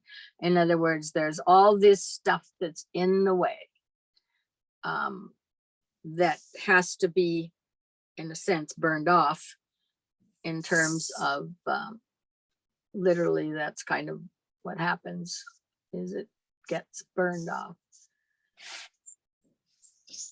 So it's perhaps well to remember the stage of discipleship is in many ways the most difficult part of the entire ladder of evolution. The solar angel is unceasingly in deep meditation. It has no interest in us. The impulses of energy emanating from him are increasing in vibratory rate and are becoming more and more powerful. The energy is affecting more and more the forms through which the soul is seeking expression and endeavoring to control. This brings me to the consideration of the seventh point I made in my earlier analysis of Rule 1. I said the soul's meditation is rhythmic and cyclic in its nature, as is all else in the cosmos. The soul breathes and its form lives thereby. The rhythmic nature of the soul's meditation must not be overlooked in the life of the aspirant. There is an ebb and a flow in all nature, and all in the tides of the ocean, we have a wonderful picturing of an internal law. So there you are when you think you've really arrived and you're having some high point. That's the way you've come into the shore, and then it leaves and withdraws, so to speak, and there you are. As the aspirant adjusts himself to the tides of the soul life, he begins to realize that there is ever a flowing in, a vitalizing, and a stimulating, which is followed by a flow out as sure and as inevitable as the immutable laws of force. This ebb and flow can be seen functioning in the process of death and incarnation. It can be also seen over the entire process of a man's lives. For some, lives can be seen apparently static and uneventful, slow and inert from the angle of the soul's experience, while others are vibrant, full of experience and of growth. This should be remembered by all of you who are workers. When you are seeking to help others to live rightly, are they in the ebb or are they being subjected to the flow of the soul energy? Are they passing through a period of temporary quiescence, preparatory to greater impulse and effort, so that the work to be done must be that of strengthening and stabilizing in order to enable them to stand in spiritual being? Or are they being subjected to a cyclical inflow of forces? In this case, the worker must seek to aid in the direction and utilization of the energy which, if misdirected, will eventuate in erect lives, but which, when wisely utilized, will produce a full and fruitful service. The above thoughts can be applied by the student of humanity to the great racial cycles, and much of interest will be discovered. Again, and of more vital importance to us, these cyclic impulses in life of the disciple are of a greater frequency and speed and forcefulness than in the life of the average man. They alternate in a distressing rapidity. The hill and the valley experience of the mystic is but one way of expressing this ebb and flow. Sometimes the disciple is walking in the sunlight, and other times in the dark. Sometimes he knows the joy of full communion, and again, all seems dull and sterile. His service is on occasion a fruitful and satisfying experience, and he seems to be able to really aid. At other times, he feels he has naught to offer, and his service is arid and apparently without results. All is clear to him some days, and he seems to stand on the mountaintop looking out over a sunlit landscape where all is clear to his vision. He knows and feels himself to be a. Later, however, the clouds seem to descend, and he's sure of nothing and seems to know nothing. He walks in the sunlight and is almost overpowered by the brilliance and heat of the solar rays, and wonders how long this uneven experience and violent alternation of these opposites is to go on. That sounds like somebody who's in love, right? You know, basically you meet somebody and you got the euphoria of being in love, and they're up one day, down the next. You know, there's back and forth. They don't know where they stand. Things are changing. And it's because when you meet somebody, you've also got this exchange of energy going on. So I sometimes I'll do a chart comparison for somebody. And if I see a chart where the two charts have 5 planets conjunct, those are the ones where they meet, they may never part, literally. You know, they dated and one of them never went home again because they both stayed together or something to that effect. Because there's that much glue here. There's that much of an exchange.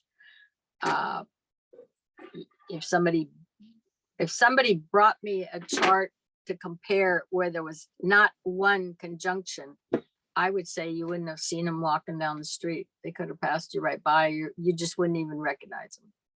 You literally wouldn't see them. There would be no connection. if there's like one conjunction, they're there to exchange some information. And when that information exchanged, so now it's equal on both sides,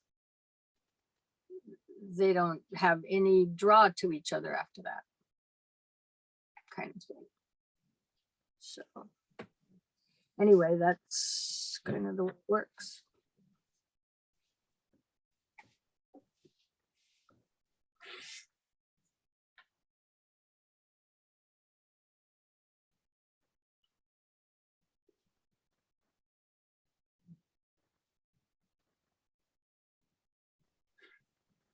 So once, however, he grasps the fact, he's watching the effect of the cyclical impulses and the effect of the soul's meditation on his form nature, the meaning becomes clearer. He realizes that it is the form aspect which is failing in its response and reacting to energy with unevenness. He then learns that once he can live in the soul consciousness and attain that high altitude, if I might express it, at will, the fluctuations of the form life will not touch him. He then perceives the narrow-edged razor path which leads from the plane of physical life to the soul realm, and finds that when he can tread it with steadiness, it leads him out of the ever-changing world of the senses into the clear light of day and into the world of reality. And you will get the word "what is." Now, when you get to the physics of consciousness and they talk about the vector state collapse, it collapses to what is the term they use for it here. In other words, that is the reality of the given world situation, the planetary situation, whatever, with that collapse. And so that's probably as close a definition of reality as we have at this point in time. When you get to the spiritual triad, if I understand correctly, those 4 levels, because when you do that, you're done creating consciousness. In other words, when you get up onto level number 4, and that's where you're positioned now because you've had the initiation that puts you there. Not that you touch it every so often, but that you're now a permanent resident there.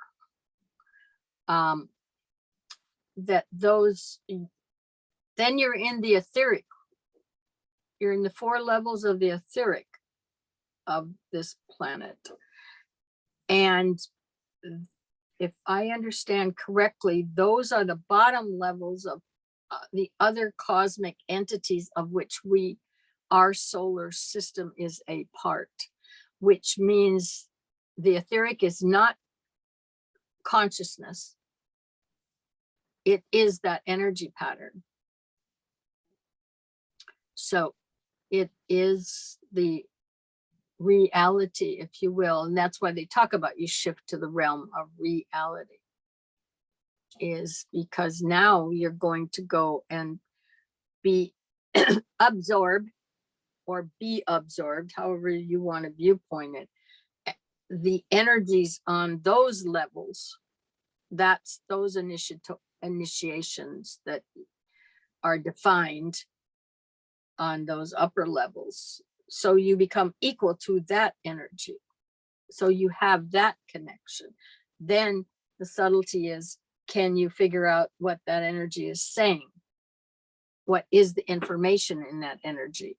Just like you had to learn about everything else all the way up.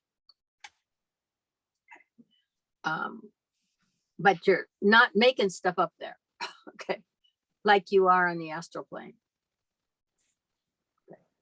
You're not creating consciousness. You created consciousness to get up to that soul level.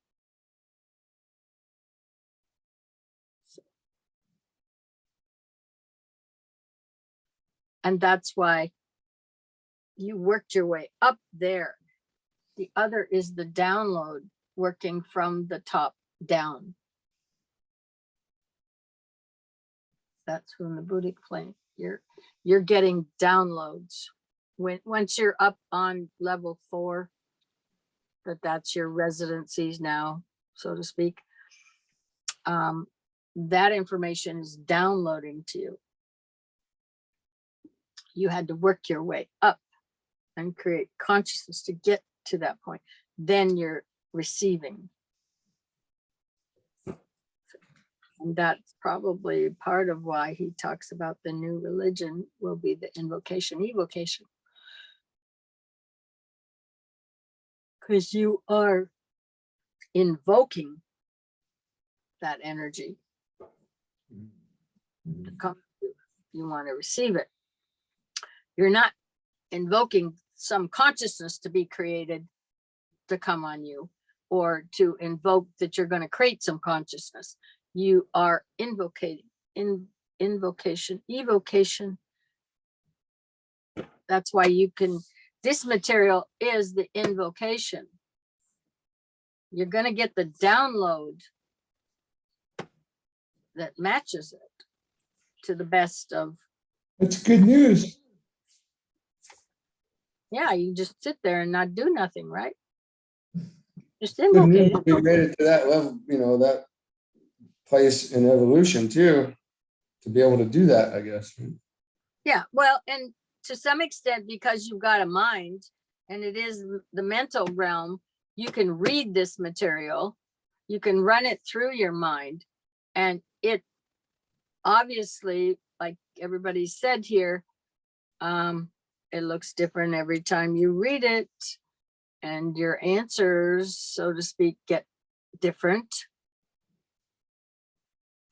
Oh, it looks different Take today this than it stuff up, did. read it once a week or read it every 2 weeks or something, and it's going to look different. And the level of awareness that you have related to the subject matter will have expanded. Well, there's a lot of stuff going on when you don't realize it. The only time you realize it is when you go looking for that material, or something stimulate, you read this again and it stimulates it and you realize, oh, well, that wasn't what I read before, or that isn't what I think about that subject now. I seem to see it differently, or my understanding of it is taken on a different awareness and all that. That's what he calls the new science of where prayer, they talk, what was it? Ask and ye shall receive.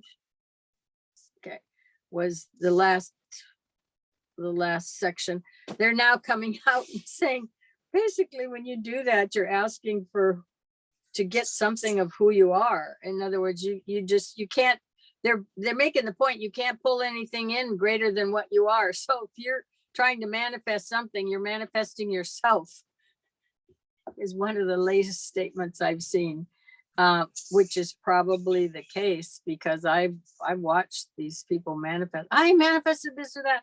No, I don't want this. I wanted that part, wanted what it looked like, but I don't want them to have this idea or that idea, because that doesn't match me, and now I'm stuck with them, kind of thing, In other words, when you ask, and they always say, be careful what you ask for because you might get it. And we don't have the awareness that the four Lords of Karma, for example, of the full ramification of what is being sent to you. If you ask for it, you haven't factored all those other side and inner realm dimensions and the inevitable cycle that comes with it, like the chart, for example. I mean, those transits are already built in there. That's all been analyzed, et cetera, for that particular pattern. So, I mean, for us to go looking and asking for this and for that, specifically, is fools rush in where angels dare to tread. So, you know, we have no perceptive idea of the ramifications of asking for something.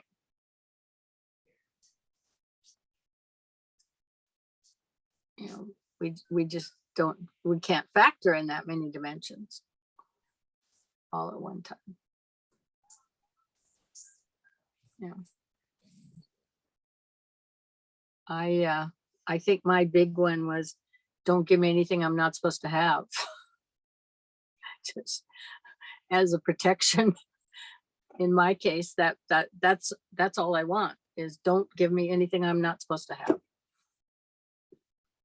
So if I have random thoughts, don't listen to them, you know, don't pay any attention, kind of thing. And I've always felt that in terms of this evolutionary path and all of that is, hey, don't want to go there. Yeah. I'm not here to have this experience without it adding up to whatever it was meant to be. So very contrary to, and I mean, that was the whole Christian last 2,000 years. God give me this, God give me that. You know, that's what the basic prayers were. So what, provide me my daily bread, or, you know, in other words, I'm down here, so feed me, and whatever else. I don't know if everybody asked for shelter, but they definitely asked for food. So, and that's why even with looking at and wanting, well, when he talked about harmlessness last time, he made it really clear. The best chance you have of following that evolutionary path is the concept of harmlessness, because you put no obstruction in the way with that, because you aren't building any thought patterns that block it. You're not gumming up your own works with attitude. You're fully, if you're functioning truly on a harmless pathway, you've not built any obstructions to the flow.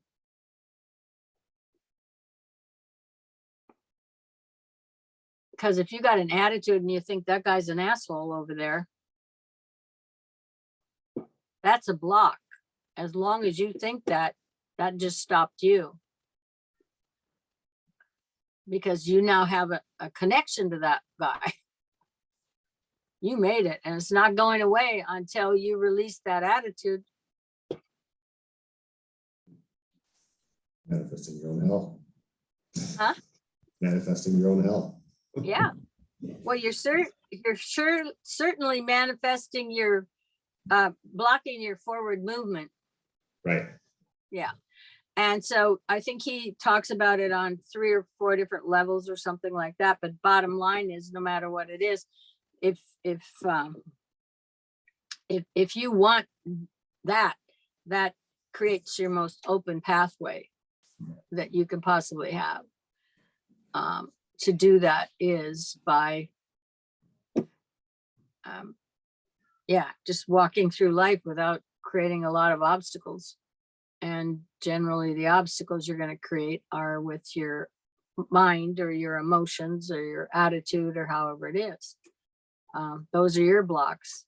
They call it the dweller on the threshold is a catch-all phrase for all of it. But that's what it is. So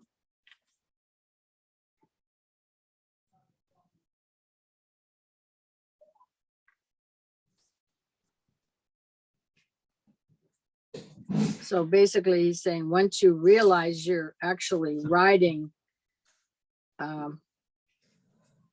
these cyclical impulses, and you can figure out what to do with it. He learns that once he can live in the soul consciousness, attain a high altitude at will, the fluctuations of the form life will not touch him.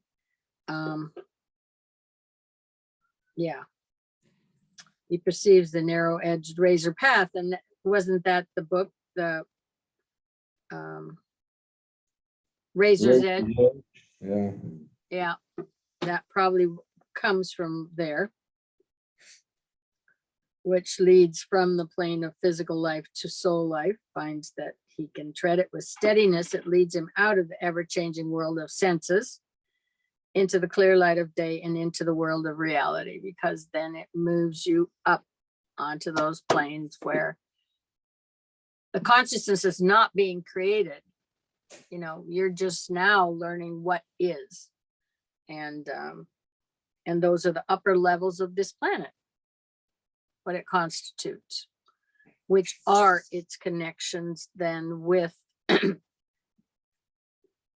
I think the pathways they talked about, like I think I said it last time too, one leads to the cosmic astral plane, one to the cosmic mental plane, another one to the cosmic Buddhic plane. And then there's some people who stay on this plane because they do earth service. But so they are connections, and we have to have all those connections. We can't be totally, as a planet, just sitting out here totally isolated from everything except our own little evolutionary development, and ever expect to plug into something else down the line if we aren't already have an inroad that we have been connected to. It would be like having a room with no electrical plugs, and no way to interact with anything. You won't get light, you won't get whatever, you know, so to speak. That's just a real basic scenario, but the bottom line is we are connected. And some of those other paths go to cosmic locations, because all that's been built in all along. And it's not our predominant focus, but it's factored in there. So eventually you get into it probably with some cosmic fire and stuff like that. They elucidate on it. The form side of life then becomes to him simply a field for service and not a field of sensuous perception.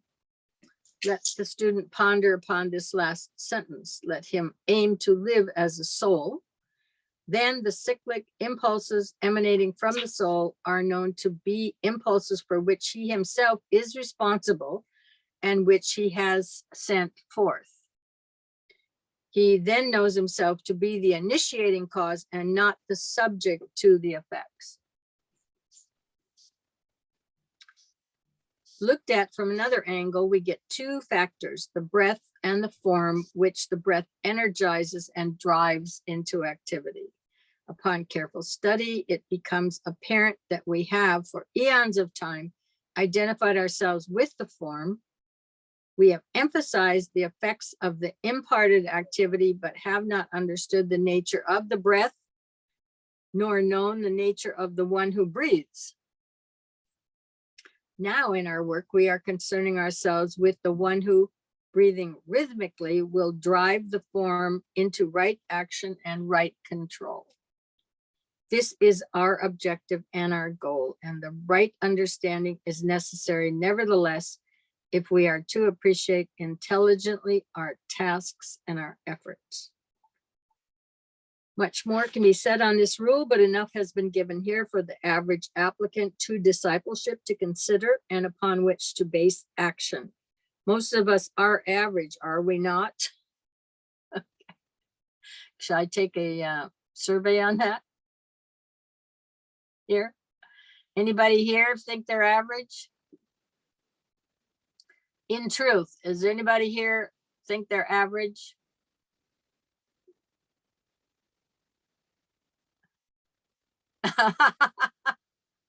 Look at Melinda.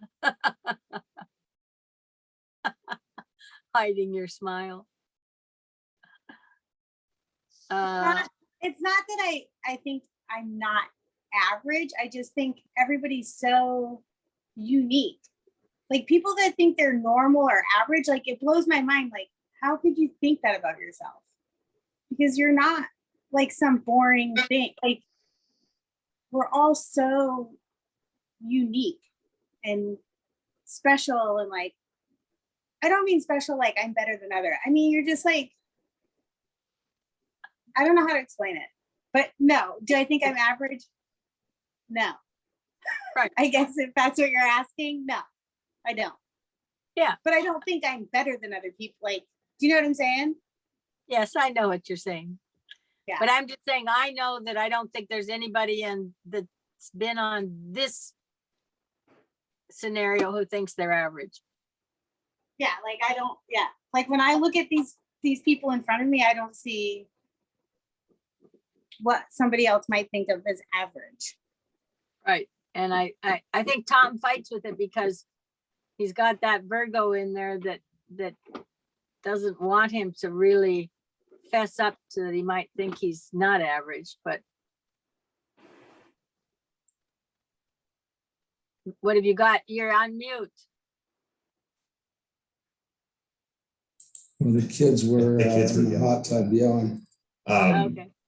Well, I'm a Taurus, so I don't know where that puts me, but I mean, average in terms of what? Like, Well, he's saying average applicant to discipleship. So there, I mean, that's not like an average personality that goes down here. It's different. yeah, I mean, everybody's unique down here, but we all have similar characteristics as we're approaching that.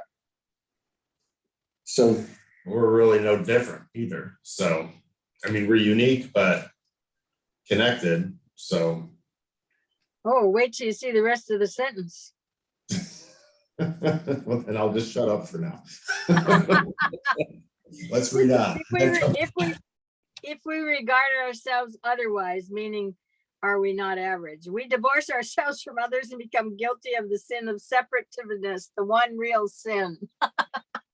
So there you go. Yeah, So there you go. sense that we're connected and we're in this together, right? I think. Right, and that we're all average. So average can carry many definitions, I think. yeah, it depends on where we're looking at it. Because I'm with Melinda, it's like we are all Yeah. unique. And we all,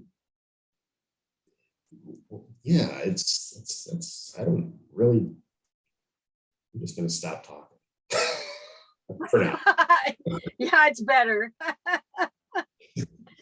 Well, it's almost like talking in a circle because we are connected, we are together, but we're also unique. So we're all, it's like you're just gonna go round and round. Yes, we are individuals. Let's put it that way. We each have purpose. Yeah. An appreciation of the above thought should build in the aspirant a realization of value of his meditation work. Wealth, the idea of a cyclical response to soul impulse lies in the back of the activities of a morning meditation, a noonday recollection, and an evening review. A larger ebb and flow is also indicated in the two aspects of the full moon and the new moon. Let this be bore in mind. May there be a full and steady play of cyclical force from the kingdom of spirit upon each one of us, calling us forth into the realm of light, love, service, and producing a cyclical response from each one.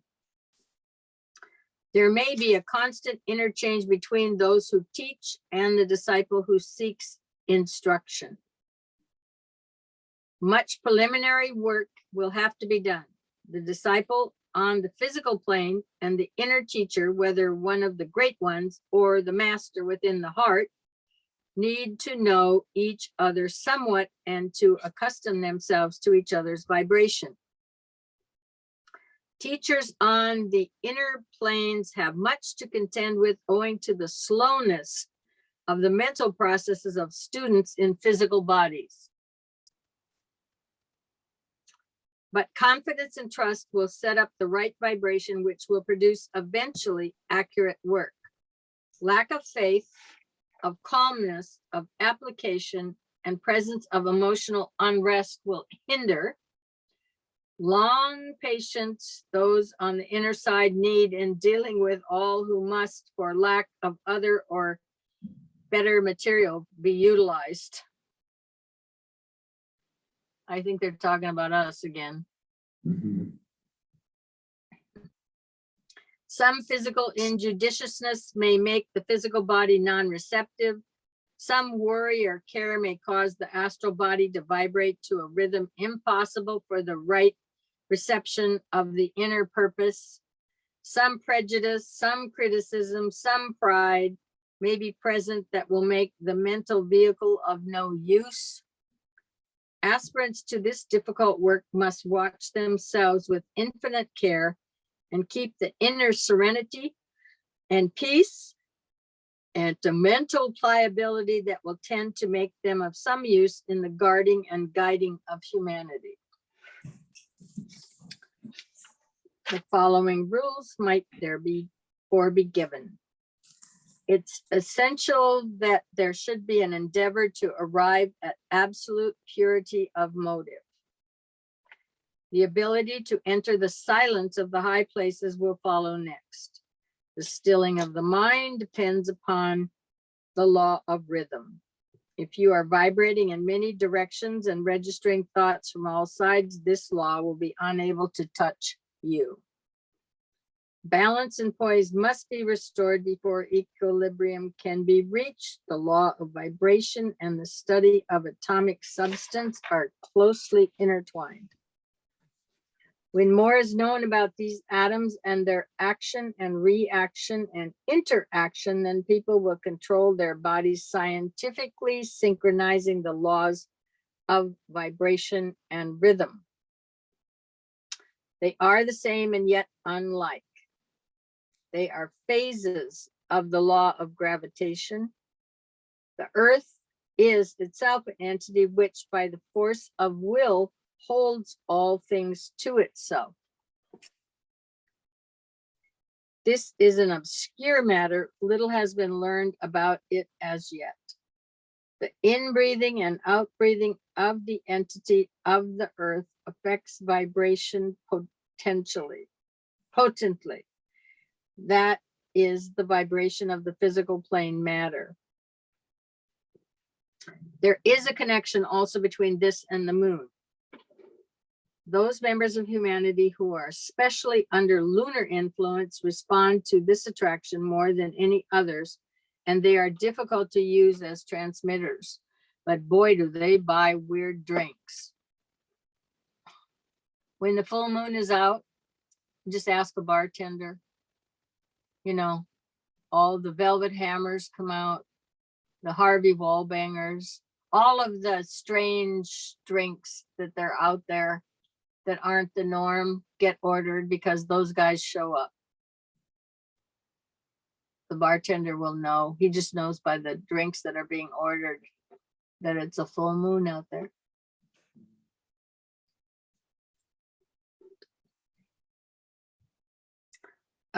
The silence that comes from the inner calm is the one to cultivate. Well, Donnie, that must be you now. Yep, sounds right. You said things are pretty silent now. Pretty quiet. Aspirants are urged to remember that the time will come when they too will form part of a group of teachers on the inner side of the veil. And if then they have not learned the silence that comes from strength and from knowledge, how will they bear the apparent lack of communication that they will find exists between them and those on the other side? So, learn therefore how to keep quiet, or usefulness will be hampered by astral fretfulness when on the other side of death. So, Remember always that lack of calm in the daily life prevents the teachers on egoic levels from reaching you. Endeavor, therefore, to remain quiescent as life unrolls. Work, toil, strive, aspire, and hold to the intercalm. Withdraw steadily into interior work and so cultivate a responsiveness with the higher planes.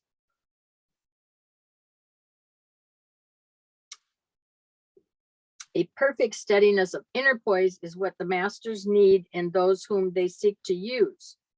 It is an inner poise that holds to the vision, yet does its outer work on the physical plane with a concentrated physical brain attention, which is in no way deviated by the inner receptiveness. It involves a dual activity.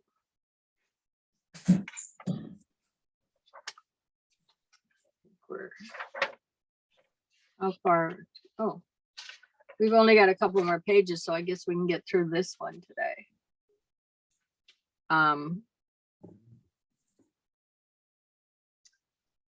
Learn to control thought. It is necessary to guard what you think.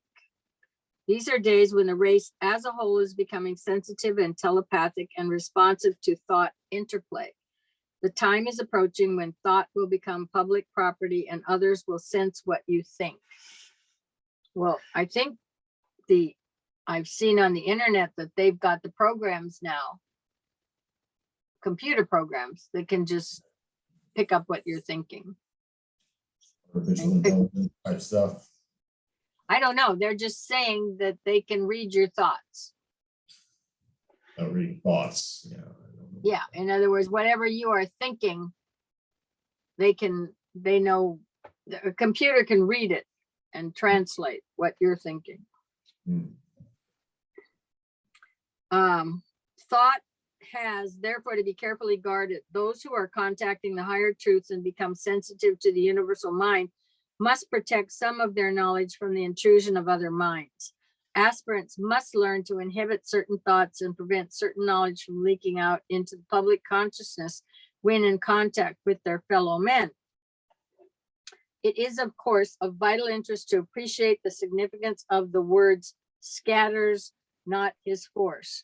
There are so many lines of activity into which the soul-inspired discipline may throw himself. Assurance as to varying lines of activity is not easy to reach, and every aspirant knows perplexity. Let us put the problem in the form of a question, relegating it to the plane of everyday endeavor, as we are not yet in a position to comprehend in which way a soul can scatter its forces on the higher planes. What is the criterion whereby a man out of several lines of activity is the right line to take? Is there, in other words, a revealing something which will enable a man unerringly to choose the right action and go the right way?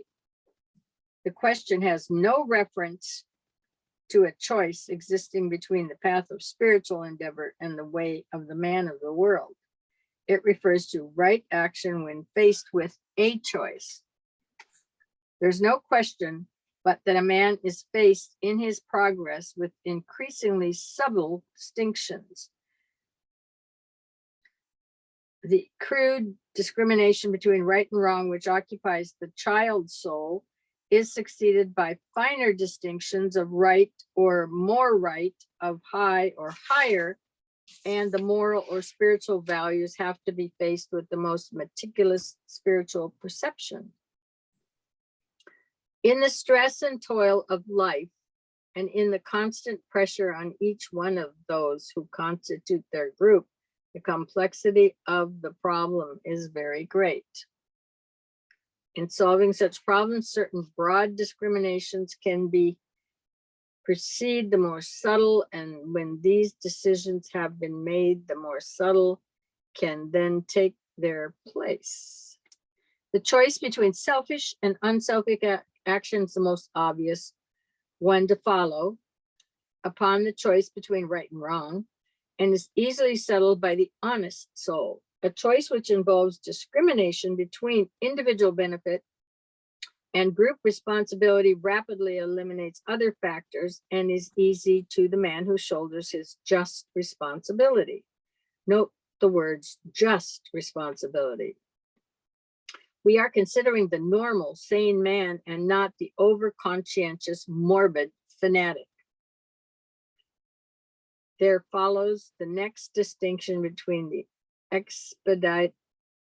expedient involving factors of the physical plane, relations of business and of finance, leading up to a consideration of the highest good for all parties concerned. But having through this triple eliminative process arrived at a certain position,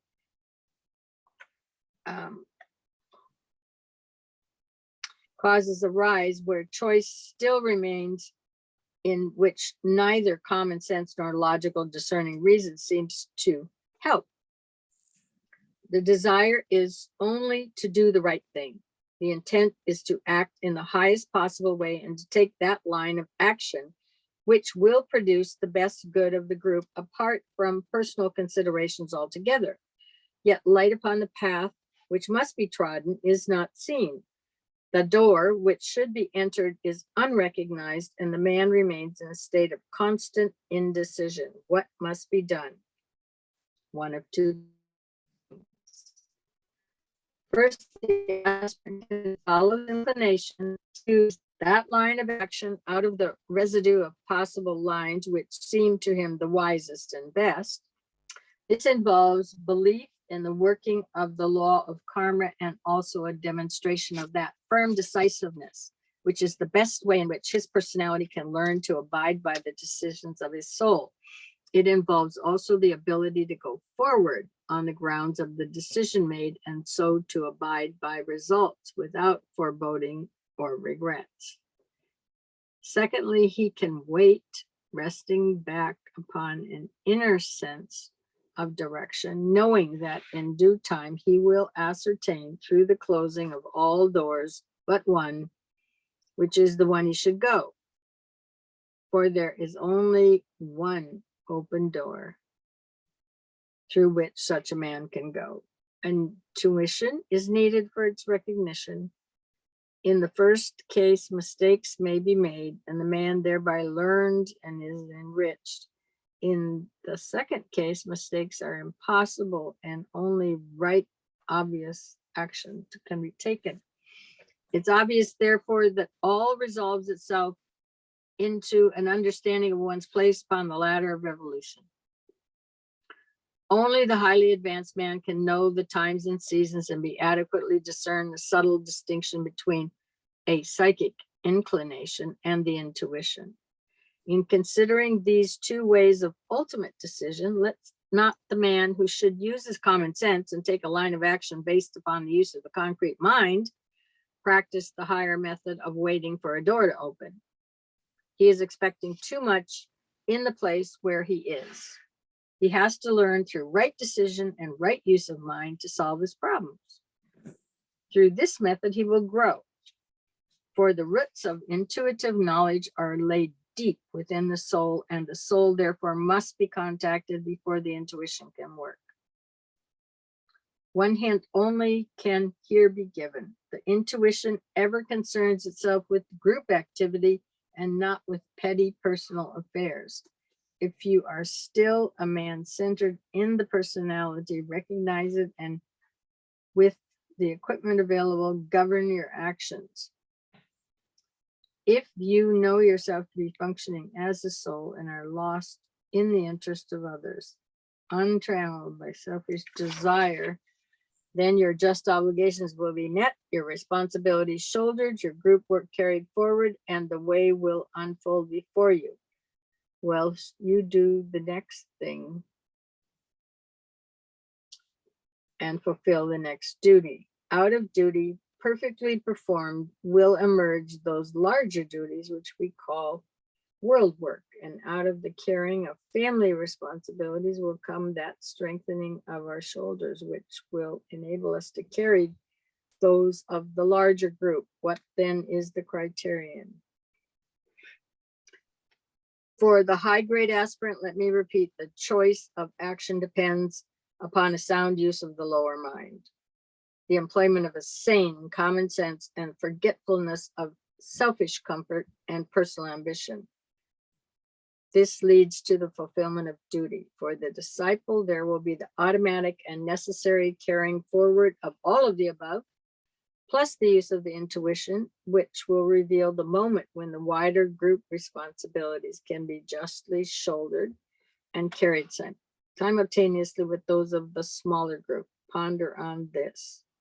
The intuition reveals not the way sublime can be fed, nor the manner in which desire for selfish.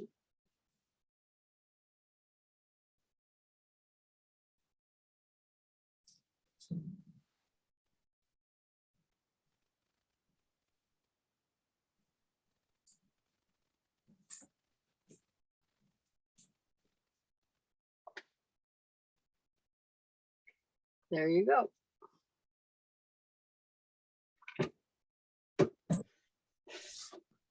That's rule number 1, and we'll go to rule number 2 in about 5 weeks.